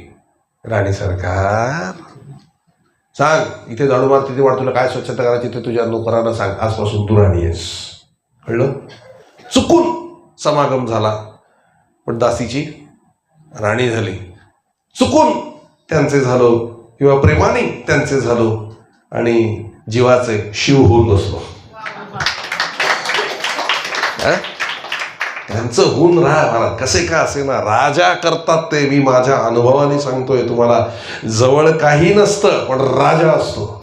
राजा, राजा म्हणजे काय माहितीये का? योग्य वेळेला, ज्या वेळेला तुम्हाला गरज असेल त्यावेळेला सर्व तुम्हाला पाहिजे ते अवेलेबल होणं नामे राजा. आणि हे मी तुम्हाला माझ्या अनुभवाने सांगतोय. मी कधी कुठल्या गोष्टीचा संग्रह केला नाही, पण जी गोष्ट जेव्हा पाहिजे तेव्हा बरोबर स्वतःहून चालून आलेली. आणि महाराज म्हणालेले आहेत, माझं तुमच्या प्रपंचात असलेल्याची खूण काय? जेव्हा जो माणूस पाहिजे तेव्हा तो माणूस प्रसंगामध्ये हजर होणे. पैशाची व्यवस्था होणे आणि सगळं काही सुरक्षित पार पडणे हे माझं तुमच्या प्रपंचात असण्याचं लक्षण आहे. कळलं? म्हणून महाराजांचं एक फेमस वाक्य आहे, भाव ठेवा रामापायी, कुणा मागू नका काही, कुणा मागू नका काही. जे मागायचं आहे ते महाराजांकडे हजर करणार, तुमच्या मागण्याच्या आधी हजर करणार. इथेच समजतं महाराज आहेत, सगळं चाललंय महाराजांच्या सत्तेने चाललंय. आणि आज मला असं वाटतं मी 2005 पासून अनुग्रहित आहे महाराजांचा, आणि कथा करायला 2012 पासून सुरुवात केली महाराजांनी सांगितल्याप्रमाणे.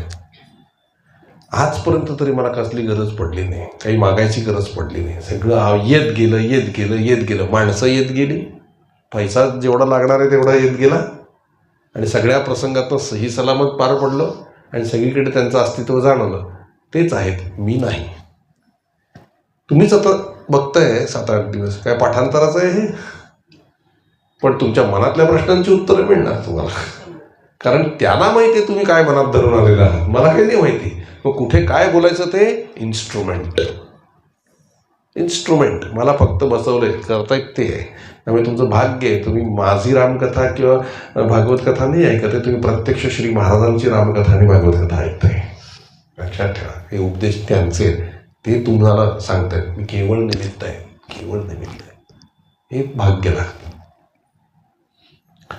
तसं आपण पाहिलं काल राम हनुमानजींची भेट झाली, सीतामय्याचा निरोप मिळाला, आणि सगळं समुद्र किनारी येऊन बसले की आता पुढे काय करायचं. इतकं सांगायचं आहे खरं महाराजांना, पण मी ते आपल्या कथा आपल्याला करायची म्हणून थोडीशी सांगेन, कारण ती संपतच आलेली आहे. पण हे महाराजांचे निरोप लक्षात ठेवा, होऊन राहा, त्यांचे होऊन राहा. या पलीकडे खरोखर काही करायची गरज नाही. आपला बिझनेस, आपली नोकरी, आपला नवरा, आपली बायको, आपली मुलं सगळी सोपवा त्यांना, की ही तुम्ही मला दिलेली आहेत म्हणून ती आम्ही छान सांभाळणार आहे, तुम्हाला आवडेल अशी छान सांभाळणार आहे, ते माझं काम आहे. पण ही सगळी तुमची आहेत, माझा संबंध प्रपंच तुमचा आहे. नैवेद्य दाखवतो ना आपण, आणि पाणी फिरवतो ना, असं नैवेद्य दाखवतो ना. कोण कोण फिरवतो दाखवा बरं मला. कसं करतात माहिती आहे ना, असं फिरवतात, आणि मग आपण असं करतो ना, घ्या म्हणून. तसं एकदा पाणी घ्यावं, असं फिरवावं आणि घ्या म्हणावं. जबाबदारी संपली की नाही आपली. मग नंतर काय राहणार आहे दाखवायचं त्यांना. मग ते आपल्याला खाऊन टाकतात. कसं? मीपणा खाऊन टाकतात, आणि प्रत्येकाला ते राम करतात. कळलं? असं आहे. म्हणून देऊन टाकवावं आपण त्यांना, घ्या तुम्ही, आम्ही तुमच्या. अहो, दिवाळीला असे सगळे महाराजांकडे भक्त जमले ना, इथे निघाले ना, ते अशी सगळे लोक बघून, दिवाळीला आलेले पाहून महाराजांना रडायला येईल, डोळ्यात पाणी येईल. कशी माझी लेकरं माझ्याकडे आली आहेत सगळी, असं वाटही महाराजांना. खरं आत्ताही तसंच वाटतंय त्यांना. कशी माझी लेकरं किती छान बसतात, किती कौतुकाने छान रांगोळी काढतात. नाही, खरंच वाटतंय त्यांना बरं. किती छान सजवतात, किती छान करतात, किती आवडीने ऐकतात. हे बघूनही त्यांच्या डोळ्यात पाणी येतं. तुमची सगळ्यांची काळजी घ्यायला ते समर्थ आहे. कसली काळजी करू नका, इथं सोडून द्या काळजी. सगळं होणार तुमचं, सगळं छान होणार तुमचं, नाही का? काय सांगू, असं असतंय महाराजांचं प्रेम. महाराज म्हणाले, माझा देह जरी पुरुषाचा असला तरी माझं हृदय आईचं आहे, आईचं, स्त्रीचं आहे. म्हणले आईचं हृदय आहे माझं. लेकरच वाटतात महाराजांना सगळी. तुम्ही सगळे गेलात ना की त्यांना खूप मज्जा येते, खूप आनंद वाटतो. आत्तासुद्धा कथेला येताना सुद्धा बघते, कोण साताऱ्यातनं आलंय, कोण मुंबईतनं आलंय, कोण वाईमधनं आलंय, कोण गुजरातवरनं आलंय. असं सगळं महाराज बघतात. आणि कोण कोण आलंय, कोण कोण, सगळी नोंद असते. मुंबईहून कोण आलंय सगळं बघतात, सगळं लक्ष असते त्यांचं. अगदी ट्रेनमध्ये सुद्धा तुम्हाला कुठला त्रास नसेल होऊन दिला, काही नाही, आनंद आहे ना, सगळा आनंद. काय सांगा, काय आपण आता मला सांगा, आणखी काय मिळवायचं बाकी हो? महाराज मिळाल्यानंतर आणि काय मिळवायचं बाकी? तुम्हाला असा अनुभव येईल की आपले आईवडील सुद्धा आपलं एवढं छान करते तितकं छान महाराज करतात, आपले लाड करतात. आता गोंधळात जाणारच आहात ना, महाराज वाटत बघताय, बघा जाऊन काय मजा येते तिकडे. आनंदी आनंद. परमार्थ हा आनंदाचाच विषय आहे. कथा कथा कथा कथेनी व्यथा जाते आणि कथेमधून हे बारीक सारीक ऐकायचं असतं. कथा सगळ्यांनाच माहिती आहे है ना. हे ना हे सार आहे. आमच्या आजीने माझे फार लाड केले, फार म्हणजे अतिच जरा. ते टरबूज खातो ना आपण, त्यातल्या ते बिया काढून देणं, इतकं कळस सांगू, कळस द्राक्षातला गर काढून तोंडात भरवणं, इतके लाड, इतके लाड. जाण्यापूर्वी जेव्हा देह ठेवला ना, जाताना 3 दिवस आधी मला म्हणाले होते, माझा राम आहेस, माझा राम आहेस, माझा राम. तिची भावना ती म्हणजे शेवटी स्मरणात होतीच ना रामाच्या. इतके लाड आपले महाराज करतात, छोट्या मुलासारखं लाड करतात. म्हणून अरे तुमचं सगळ्यांचं भाग्य किती. मला आश्चर्य वाटतं, मला मुंबईहून जाणं कठीण असतं तिकडे. 1 तासावर आहेत महाराज तुमच्यापासनं, 1 तासावर आहे. सहज जाऊ शकता, बघून येऊ शकता ना.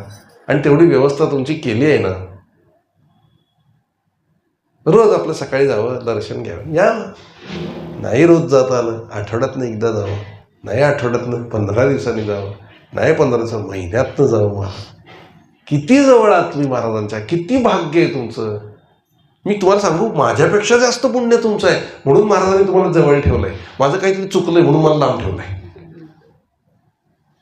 किती भाग्यवान आहात तुम्ही, किती किती भाग्य आहे माहिती आहे. तुमच्या सगळ्यांच्या चरणाची धूळ माझ्या मस्तकाला लावली ना, तर कदाचित पुढला जन्म तसा येईल माझा की मला जवळ जन्म मिळेल महाराजांच्या.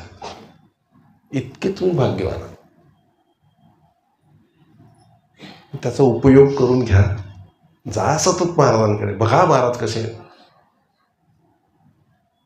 मला अमुक पाहिजे, मला तमुक पाहिजे हे नाही. महाराज कशी तब्येत, कशी आहे, कसे आहात विचारा त्यांना. आवडतं त्यांना ते, चांगले आहात ना, बरे आहात ना, विचारावं त्यांना. आणि त्यांना म्हणावं, इथे सगळे लोक सगळं मागतात, त्यांचं सगळं तुम्ही पूर्ण करा, पण रात्री झोपताना कोणाचा विचार नाही करायचा, शांतपणे झोपा, महाराजांना सांगा. ही भक्ती आहे महाराज, ही भक्ती आहे.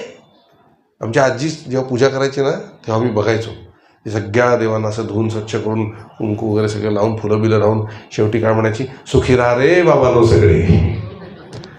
आईच झाली ना ती त्यांची.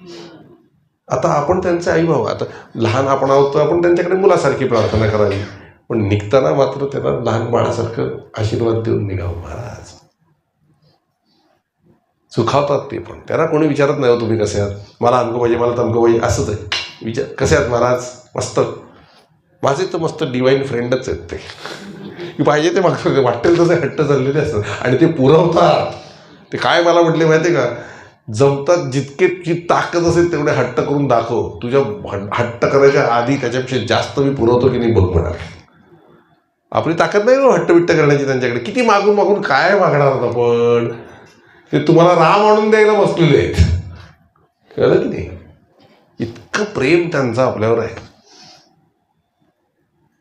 तुम्हाला कल्पना नाही. तुम्ही वरती ते जेवायला बसताना अतिशय मायेने प्रेमाने तुमच्याकडे पाहत असतात ते, अतिशय प्रेमाने. म्हणजे एखादी आई किंवा एखादा बाप जसं बघतो ना आपल्या मुलांकडे जेवताना, महाराजांना गुदगुल्या होता. तुम्ही जेव्हा छान गप्पा मारता जेवता जेवता, अगदी हसत खेळत, महाराजांना एवढा आनंद असतो, एवढा आनंद असतो, एवढा आनंद असतो. आनंदाश्रू येत असतात त्यांच्या डोळ्यातून महाराज. एवढे ते तुमच्या, आणि ते प्रत्येकाचेच आहेत, प्रत्येकाचेच आहेत ते. तुम्ही त्यांना आपलं म्हणा किंवा नका म्हणू, त्यांनी तुम्हाला आपलं म्हटलेलंच आहे प्रत्येकाला. प्रत्येक क्षणाला त्यांचं ते सगळं बघत असतात, आनंद होत असतोय त्याला. इतकं त्यांचं प्रेम आहे महाराज आपल्यावर. त्याच्या आपण थोडं नको जायला नको एकदा तरी, नाही का. महाराज आपली आई गेली ना की आपलं माहेर सुटतं, कमी होतं जाणं. म्हणून महाराज म्हणले माझ्याकडे या, 24 तास ते माहेर अवेलेबल आहे, 24 तास आहे ते माहेर, तिथून तुम्हाला कोणी काही करू शकत नाही. कळलं. आईचं प्रेम 24 तास आहे त्यांचं आपल्यावर. आणि प्रेमातच सगळं आहे महाराज. प्रेमात राम रमतो, प्रेमाला मोल ना जगामध्ये, व्हॅल्यू नाहीये. व्हॅल्यूची गरज, व्हॅल्यूच्या पलीकडे आईच्या प्रेमाला तुम्ही कशाचं हे देणार, उपमा कोणाला कशाची देणार? तुम्ही आईशी कसेही वागा, कसेही वागा. अगदी वृद्धाश्रमात ठेवा, ती वृद्धाश्रमातून पण आशीर्वाद देते, आशीर्वाद देते. आईचं प्रेम आहे ते. महाराज महाराज तुम्हाला 24 तास आशीर्वादच देणार आहे, तुमचं चांगल्याच बघणार आहे. महाराज एकदा पटकन काय म्हणाले माहिती, मी कोणाचं वाईट करेन अशी मला कल्पना सुद्धा येत नाही, माझ्या मनात सुद्धा कधी येत नाही. म्हणजे मला एकच गोष्ट अशक्य आहे. काय अशक्य आहे? मी कोणाचं अहित करू शकत नाही, केलं तर हितच करणार. आणि काय गंमत होती सांगतो एकदा. गोंदवल्यामध्ये दिवाळीला उठणं बिटणं लावून स्नान करतात ना, तेव्हा महाराजांना सगळे बसवायचे. हां, सगळे आणि सगळे आपले आंघोळ करायचे महाराजांना, असं थोडं अशा आंघोळ. तर त्या एक बाई होत्या, त्यांच्या मनात आलं आज मी बाहेरची आहे, अडचण आहे, मी कसं महाराजांना आंघोळ घालू, सगळे घालतात मला घालायला मिळत नाही. आणि महाराजांची आंघोळ आटपली, सगळ्यांनी पाणी घातलं आणि आटपली. महाराज उठून उभे राहिले, कोणीतरी टॉवेल आणायला गेलं. महाराज जरा थांब परत बसले. गंगूताई 2 तांबे गरम पाणी घाला, मला जरा थंडी वाजायला लागली. अहो पण महाराज ते जाऊ दे तिकडे, सत्पुरुषांनी सगळं चालतं, या. आणि झालं 2 तांब्या काय 10 तांब्या पाणी घेतलं महाराज आणि मग महाराज उठलेले. आणि तेव्हा महाराज म्हणाले, आता काय सांगतो ते नीट ऐका, हे केवळ महाराजांनी सांगितलंय. अडचणीचे दिवस असताना सुद्धा नामस्मरण करायला, देवाची पोथी वाचायला हरकत नाही. बाकी काही नाही करता आलं, माळ घेऊन शांतपणे जप करत बसा, ते चालतं अडचणींच्या दिवसांमध्ये सुद्धा. आणि म्हणले ते भगवान शंकराने दिलेलं तुम्हाला, तुम्ही ते धारण केलंय महाराज, तुम्ही देवी आहात, तुम्ही सर्व लक्षात घ्या. लक्षात येत आहे ना तुमच्या, महान आहात. त्यामुळे असं नाही समजायचं काही, नामस्मरण करायला काही हरकत नाही. काही नाही करता आलं ना, नामस्मरण करावं. आणि काम कशाने होणार आहे? नामस्मरणानेच होणार आहे. बाकी नका काय करू, पण नामस्मरण करत बसा. अगदी माळ सुद्धा तुम्हाला नको घ्यावी, शेवटी ठेवून द्या, महाराजांचं आठवण करत बसा, महाराजांचे प्रसंग आठवा, श्रीराम जय राम जय जय राम चालू दे. नाम कशाच्या आड येत नाही. आलं किती लक्षात? ही भक्ती आहे महाराज, ही भक्ती आहे. तेव्हा ते आंघोळ करत असताना ब्रह्मानंद महाराजांच्या डोळ्यातून पाणी येत होतं. ब्रह्मानंद महाराज काय म्हणले, कसा राम आहे म्हणाले माझा, प्रत्यक्ष राम आहे श्री महाराज म्हणून. भाऊसाहेब केतकर बाजूलाच उभे होते. ते म्हणले, ब्रह्मानंद महाराज तुम्हाला ते राम दिसतात, पण आम्हाला महाराजच दिसतात. ते काही बोलले नाही. नंतर भाऊसाहेब गेले महाराजांकडे, म्हणले ब्रह्मानंद भाऊ म्हणले तुम्ही राम आहात. महाराज काय म्हणले, तो त्यांचा भाव आहे म्हणले, भाव आहे. प्रत्यक्ष होते रामच होते, पण सांगत नाहीत. हळूहळू कुठल्या ठिकाणी बोललेले आहेत ते सगळं. अजून एक सांगू, ते भाऊसाहेब पिंपळखरे म्हणून ग्रस्त आहेत, त्यांच्या व्याह्यांच्या अंगामध्ये, भाऊसाहेब केतकरांचे ते व्याही, तर त्यांच्या अंगामध्ये एक पिशाच्च येत असे.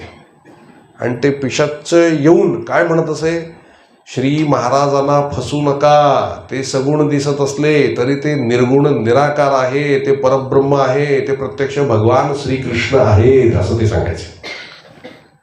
आणि त्या भाऊसाहेब पिंपळखरांच्या नातू इथं आहे डोंबिवलीमध्ये, मी जाऊन भेटलेलो आहे त्याला. कळलं महाराज कोण आहे ते आपल्याला कसं कळणार, म्हणून 4 वाक्य आहेत. त्यात ब्रह्मानंद महाराजांनी वरती एक वाक्य लिहिलं आहे चरित्राच्या पुस्तकातच, श्री महाराज पंढरपूरचा पांडुरंग दगड नाही आणि श्री महाराज माणूस नाही, ते प्रत्यक्ष राम आहे. आणि शेवटचं वाक्य भाऊसाहेबांचं आहे, श्री महाराज कोण आहे ते आपल्याला कसे कळणार, नाही का? ते आपल्याला भेटले, आपलं काम झालं, आता काही मिळवायचं बाकी राहिलं नाही. ते कर्तुम अकर्तुम शक्ती आहेत. काय नव्हे केले का चिंतिता विठ्ठले, सगळं होतं महाराज, आपण चिंतन नाही करत, तेवढं नामस्मरण करत नाही, तेवढं ध्यान करत नाही, तेवढं नाम घ्यायला पाहिजे आपले, तेवढं आपण त्यांच्याशी बोलत नाही, सारखं त्यांना गोष्टी सांगत राहाव्या. होतं की नाही बघा. अगदी आज प्रयोग, परमार्थ हा रोकडा आहे. आत्ता प्रयोग करा, आत्तापासून काय काय गोष्टीत मनात घाला, काय काय पाहिजे काय काय नको, सगळं त्यांच्या कानावर घाला. इथंच कुठंतरी मिळून जाईल.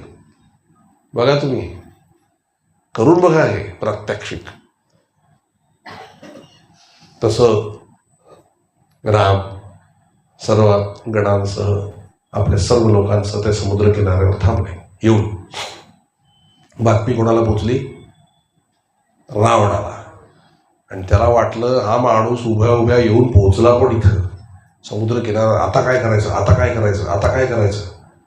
तेव्हा तिकडे सभा भरली आणि त्या सभेमध्ये शुक आणि सारंग नावाचे त्याचे 2 सेनापती होते. त्यातल्या शुकाला त्यांनी सांगितलं की तू जा आणि आत्ता तर फक्त ते तंबूच उभे करत असतील ना म्हणाले. तिकडे गेल्यानंतर अजून समुद्र पुढे जायचं आहे, उल्लंघन नाही गेले, समुद्राच्या किनारी बसले शुक आणि सारंग. त्या शुकाला सांगितलं ते जिथे आत्ता पडाव टाकलाय त्यांनी तिथे जा आणि कोण कोण वानर आहेत, किती संख्या आहे, किती कोणाची ताकद आहे ते जरा बघून ये. आणि जमलं तर त्या सुग्रीवाला जरा भेद फोड, त्याला सुग्रीवाला आपल्या बाजूने करून घे. तसा तो शुक त्या ठिकाणी पक्षीच्या स्वरूपात आला. ते समुद्र किनारीच बसले होते सगळे. आणि या ठिकाणी दरबारामध्ये जेव्हा समजावत होते रावणाला तेव्हा विभीषण हात जोडून उभा राहिला आणि काय म्हणला, रावणा राजन दादा माझा ऐका, ते प्रत्यक्ष परब्रह्म आहे. वैकुंठातले भगवान श्रीहरी प्रत्यक्ष राम रूपामध्ये आलेले आहेत. आपण त्यांच्या भार्याला जे तिथे अशोक वाटिकेमध्ये ठेवलं आहे त्यांची क्षमा मागा, सीतेला परत करा, ते तुम्हाला क्षमा करतील, नाहीतर संबंध कुळाचा खरंच नाश होईल. माझा ऐका, मला माहिती आहे ब्रह्मदेवाने मला जेव्हा वरदान दिलं होतं त्याच वेळेला ही गोष्ट मला सांगितली पण होती. त्यामुळे तुम्ही कृपा करा आणि सीतामातेला परत करा आणि परत करून रामाची क्षमा मागा.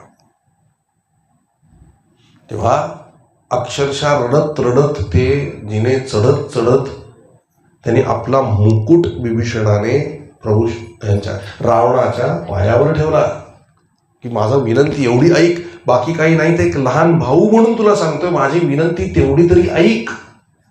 तेव्हा महाराज तो मुकुट त्यांनी लाथ मारून उडवला आणि विभीषणाला छातीत लाथ मारली आणि तो गडगडत गडगडत गडगडत खाली आला. सगळे हसायला लागले, मोठमोठ्याने हसायला लागले. शेवटी विभीषण रडवेला झाला, अपमान झाला ना, रडवेला झाला आणि तो काय म्हणला, अरे तुमच्या भल्यासाठीच सांगत होतो मी. झालं म्हणले, संतांचा अपमान केलास, संतांचा अपमान कधी करू नये. जो संतांचा अपमान करतो त्याचं आयुष्य, वैभव, लक्ष्मी सगळं निघून जातं, कमी होतं, निघून जातं. आता तुम्ही एवढे हसताय ना, तुमच्या सगळ्यांच्या डोक्यावर मला काळ नाचताना दिसतोय, असं विभीषण सर्व राक्षसांना म्हणाला. आणि रावणाला म्हणला धन्यवाद म्हणून नमस्कार करून घरी आला. आपल्या आईकडे आला, राणी कैकसीकडे आला. कैकसीला विचारलं, बघ मी त्याला समजावण्याचा शेवटचा प्रयत्न केला पण त्याने काही ऐकलं नाही. विनाशकाली विपरीत बुद्धी झालेली आहे, काळाच्या अधीन झालेला आहे तो, म्हणून अशा पद्धतीने वागतोय. कैकसी मैया म्हणाली, बरोबर आहे, तू आता इथं थांबू नकोस, रामाला शरण जा. अगं पण राम मला कशाला शरण देतील? अरे शरणागत वत्सल आहेत ते, भगवान आहेत ते, कसाही असलास कुठेही असलास पण शरण गेलास की ते तुला शरणागत वत्सल असल्यामुळे स्वीकारतील. ताबडतोब इथून निघ. तेव्हा विभीषण आपल्या 4 मंत्र्यांसह तिथे निघाला. त्या मंत्र्यांची नावं काय? अनल, अनिल, हर आणि संपाती. या 4ही त्याच्या मंत्र्यांना घेऊन विभीषण समुद्र मार्गे तिकडच्या किनाऱ्यावर निघाल्यानंतर समुद्र पार करून तिथे अडवलंय सुग्रीवाने, थांब इथेच थांब, पुढे यायचं नाही, तू शत्रुपक्षातनं आलायस. त्यांनी सांगितलं मी विभीषण आहे, रावणाचा भाऊ आहे. तोपर्यंत सुग्रीव धावत धावत धावत धावत तंबूमध्ये आला, ज्या ठिकाणी प्रभू श्री रामचंद्र बसले होते, लक्ष्मणजी उभे होते, सुग्रीव तर तिथनं आले, हनुमानजी होते, नल नील जांबवंत सगळे होते. सुग्रीवला विचारलं काय झालं? अहो म्हणले रावणाचा लहान भाऊ तुम्हाला शरण घेण्यासाठी आलाय, स्वीकारतोय, त्याला काय करायचं? लक्ष्मण म्हणले कोणावर कसा विश्वास ठेवायचा, तुम्ही तिथेच शिरच्छेद करायचा होता त्याचा. नल नील जांबवंत त्यांना विचारलं तुमची मतं काय? म्हणले आमची मतं हीच आहेत, रावणाचा सख्खा भाऊ आहे तो लहान, त्याच्यावर कसा विश्वास ठेवणार?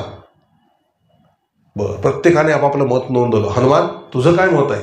विचारल्याशिवाय सांगितलं नाही. पण पुढे हनुमान म्हणाले, प्रभो मी गेलो होतो ना लंकेत, तेव्हा हाच एक तुमचा भक्त तिथे आहे जो अखंड रामनाम घेतो, ज्याच्या दारामध्ये तुळशी वृंदावन आहे, ज्याच्या दारावर शंख चक्र गदा पद्म ही चिन्ह आहेत कोरलेली, आणि त्याची जी मुलगी आहे ना त्रिजटा, ती सात्विक अन्न आपल्या सीतामातेला घेऊन जाते, त्यामुळे हा संत आहे म्हणले.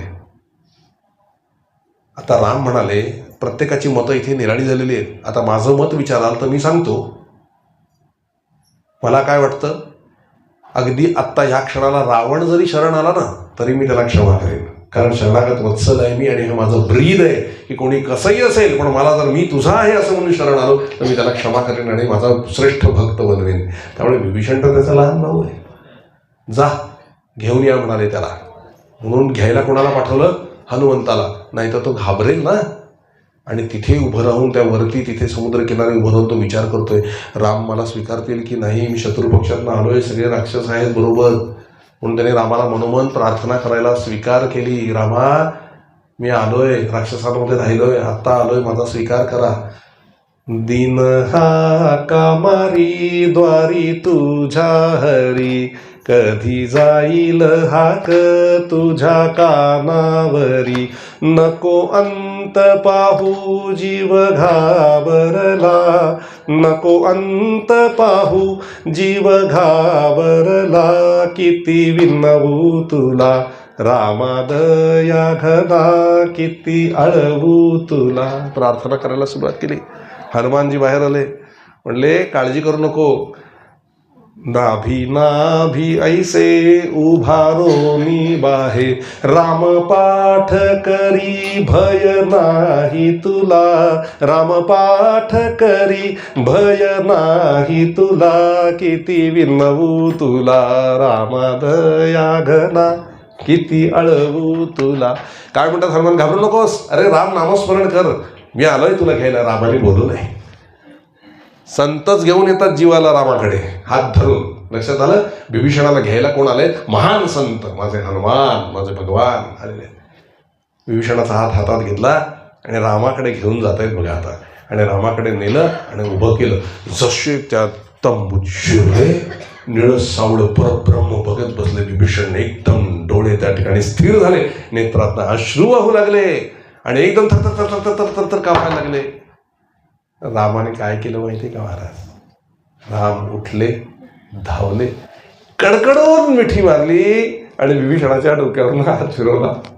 फार उशीर केला का रे म्हणाले मी यायला? कसा राहत असशील तिथे? गालावरनं हात फिरवला. कसा राहत असशील तिथे लंकेमध्ये एवढ्या सगळ्या राक्षसांमध्ये? मला तुझीच जास्त काळजी होती म्हणून मी आलो. पण आता मी आलोय ना, काळजी करू नकोस. तू माझा आहेस तू, काळजी करू नकोस. विभीषण लहान मुलासारखा रडला महाराज, लहान मुलासारखा रडला. त्याला बसवलं एका जागेवर, आसनावर, त्याचे डोळे पुसले. खूप वेळ त्याच्या पाठीवरून हात फिरवला, डोक्यावरून हात फिरवला, गालावरून हात फिरवला, अश्रू पुसले. आता बरं वाटतंय ना बाळ? हो म्हणले, बरं वाटतंय. लक्ष्मण, याचा अपमान झालाय, संतांचा अपमान झालाय आणि मला सगळ्यात जास्त राग तेव्हाच येतो जेव्हा माझ्या भक्तांचा अपमान होतो. आता ह्या कर्मामुळे रावण मेलाय, माझ्या दृष्टीने रावण मेलाय. आता त्याचं फक्त शरीर जिवंत आहे. म्हणून ताबडतोब समुद्राचं पाणी आण आणि याचा राज्याभिषेक कर, कारण तिथे लंकेचा राजा कोणाला तरी बनवलं पाहिजे. म्हणून मुकुट आणला आणि विभीषणला ऑन द स्पॉट त्या ठिकाणी राजा केलाय महाराज, राजा केलाय. आणि मग ते सगळे तिथे राहू लागले, विचार करू लागले समुद्राच्या पलीकडे कसं जायचं. तोपर्यंत हा शुक पक्षाचं रूप घेऊन तिथे आला आणि तो शिरलाय कुठे? सुग्रीवाच्या तंबूमध्ये शिरला. आणि पक्षाच्या रूपात आलेल्याला ओळखलं कोणी आहे? विभीषणाने, कारण तो शुकाला ओळखत होता. तो त्या झोपडीच्या मागे उभा राहिला. यांनी सुग्रीवाला सांगितलं, तुला मी अमकं देतो, तमकं देतो, असं करतो, तसं करतो, पण तू रामाचा नाद सोड आणि आमच्या राजाकडे ये. तो तुला भरपूर धनधान्य आणि सगळं करेल आणि किष्किंधाचं राज्य तुला सुरक्षित देईल. आमची सेना तिथे पाठवेल आणि तुला पूर्ण राजा बनवून सुरक्षित करेल. सुग्रीव म्हणाले, ज्याच्या मनामध्ये पाप आहे ना तोच रामापासून लांब जाईल. ज्याच्या पाठीशी पुण्य आहे आणि जो प्रभू श्री रामचंद्रांचा शरणागत आहे त्याला अशी भेदबुद्धी पण काही करू शकणार नाही. जा आणि तुझ्या राजाला सांग, तूच शरण ये, राम तुला क्षमा करतील. तेव्हा तो शुक इथून निघून गेला. आता कसं जायचं असा विचार करत सगळे समुद्रकिनारी थांबले. तेवढ्यात रामाला विभीषणाने सांगितलं की प्रभू, तुमचे पूर्वज आहेत ना समुद्र, तुम्ही तपाला बसा किंवा त्यांच्या समुद्राकडूनच मार्ग मागा, कसा मागायचा तो. तेव्हा प्रभू श्री रामचंद्र म्हणाले, ठीक आहे, मी आता इथे 3 दिवस तपाला बसतो आणि समुद्राचं आवाहन करतो आणि मग आपल्याला काय असेल तो मार्ग मिळेल. तर तो मार्ग काय आहे, तो कसा मिळेल, समुद्राच्या पलीकडे कसं जायचं हे आपण उद्याच्या शेवटच्या दिवसाच्या प्रवचनात बघू. उद्या रामकथा संपूर्ण संपेल. लवकर जवळ उद्या आपल्याला निघायचं आहे. रात्री सगळ्यांनी बॅगा पॅक करून ठेवायच्या. फक्त कथेला यायचं, कथा झाली, जेवण करायचं, गाडीत बसायचं. ठीक आहे. आणि महत्त्वाचं म्हणजे उद्या आपला समारोपाचा दिवस आहे, त्यामुळे व्यासपूजन करायचं असेल तर करू शकता. इथे महाराजांचं पूजन, हे सगळं पूजन करून नारळ आपलं घेऊन जायचं. महाप्रसाद काय असेल तो नंतर तिकडे आपल्याला घ्यायचा आहे. रामकथेचं संपूर्ण होणार आपल्या इथे समारोप होईल. थोडं लवकरच होईल, आजच्यासारखं कमी वेळ होईल. म्हणजे मला वाटतं उद्या पण आपण 9लाच कथा सुरू केली तर 10 10:30पर्यंत आपण आटपून घेऊ, कारण कथा थोडीच राहिली आहे. ते झालं की जाऊ पुढे मग. ठीक आहे. झालेली सेवा सद्गुरुचरणी समर्पित करतो आणि येथेच काही काळ विरमतो. जानकी जीवन स्मरण जय जय राम. कथा विसर्जन होत है, सुनो वीर हनुमान. राम लक्ष्मण जानकी सदा करो कल्याण. सियावर रामचंद्र की जय. पवन सुत हनुमान की जय. उमापति महादेव की जय. अम्बे मात की जय. दुर्गा मात की जय. संतोषी माते की जय. सब साधु संतन की जय. श्री अनंत कोटि ब्रह्मांड नायक राजाधिराज सच्चिदानंद सद्गुरु श्री ब्रह्म चैतन्य महाराज की जय. सद्गुरु श्री ब्रह्मानंद महाराज की जय. जय जय रघुवीर समर्थ. राधे राधे. आरतीची तयारी करा. इथे हॉलमध्ये काहीतरी कार्यक्रम आहे म्हणून त्यांनी आपल्याला लवकर संपवायला सांगितलं होतं, म्हणून 3-3 तास घेऊन मी कथा संपवत आणलेली आहे रोजची साधारणपणे. तर आता थोडंसं आणि उद्या थोडंसं की झालं. ठीक आहे. श्रीराम.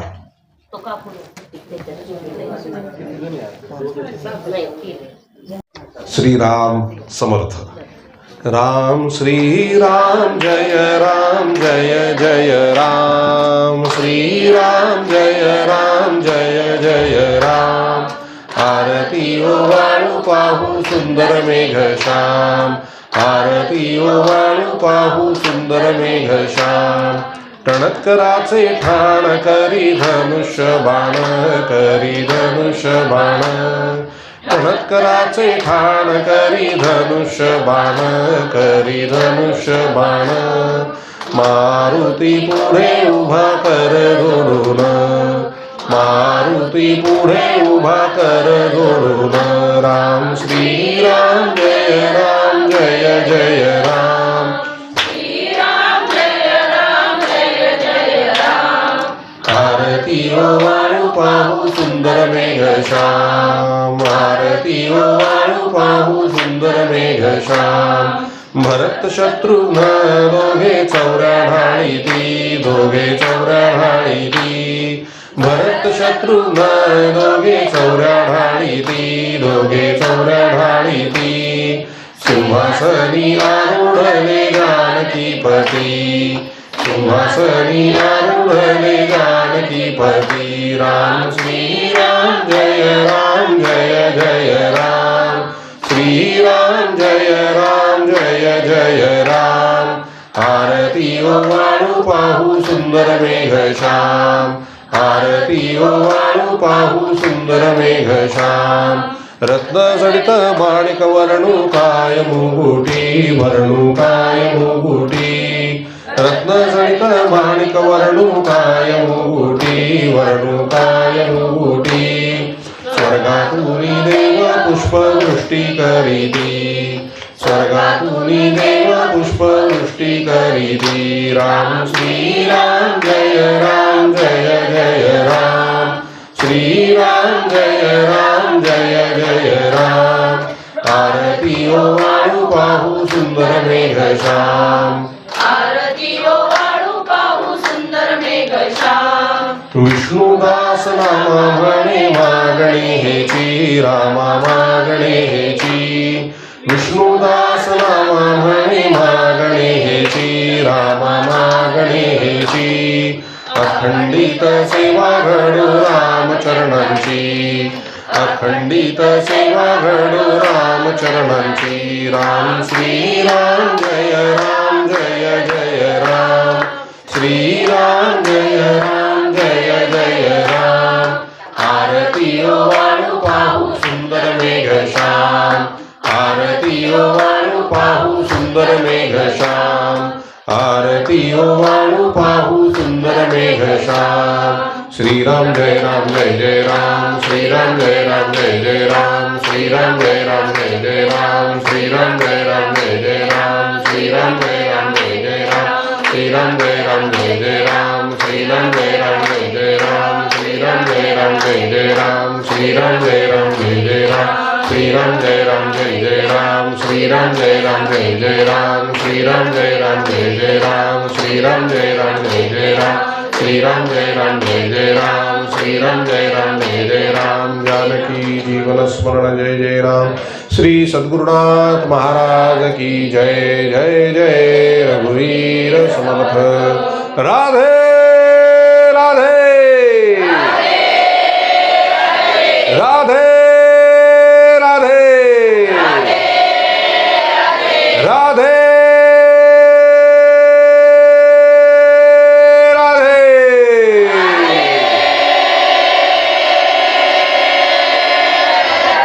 हरे कृष्ण जय सिया राम राधे राधे राधे श्याम।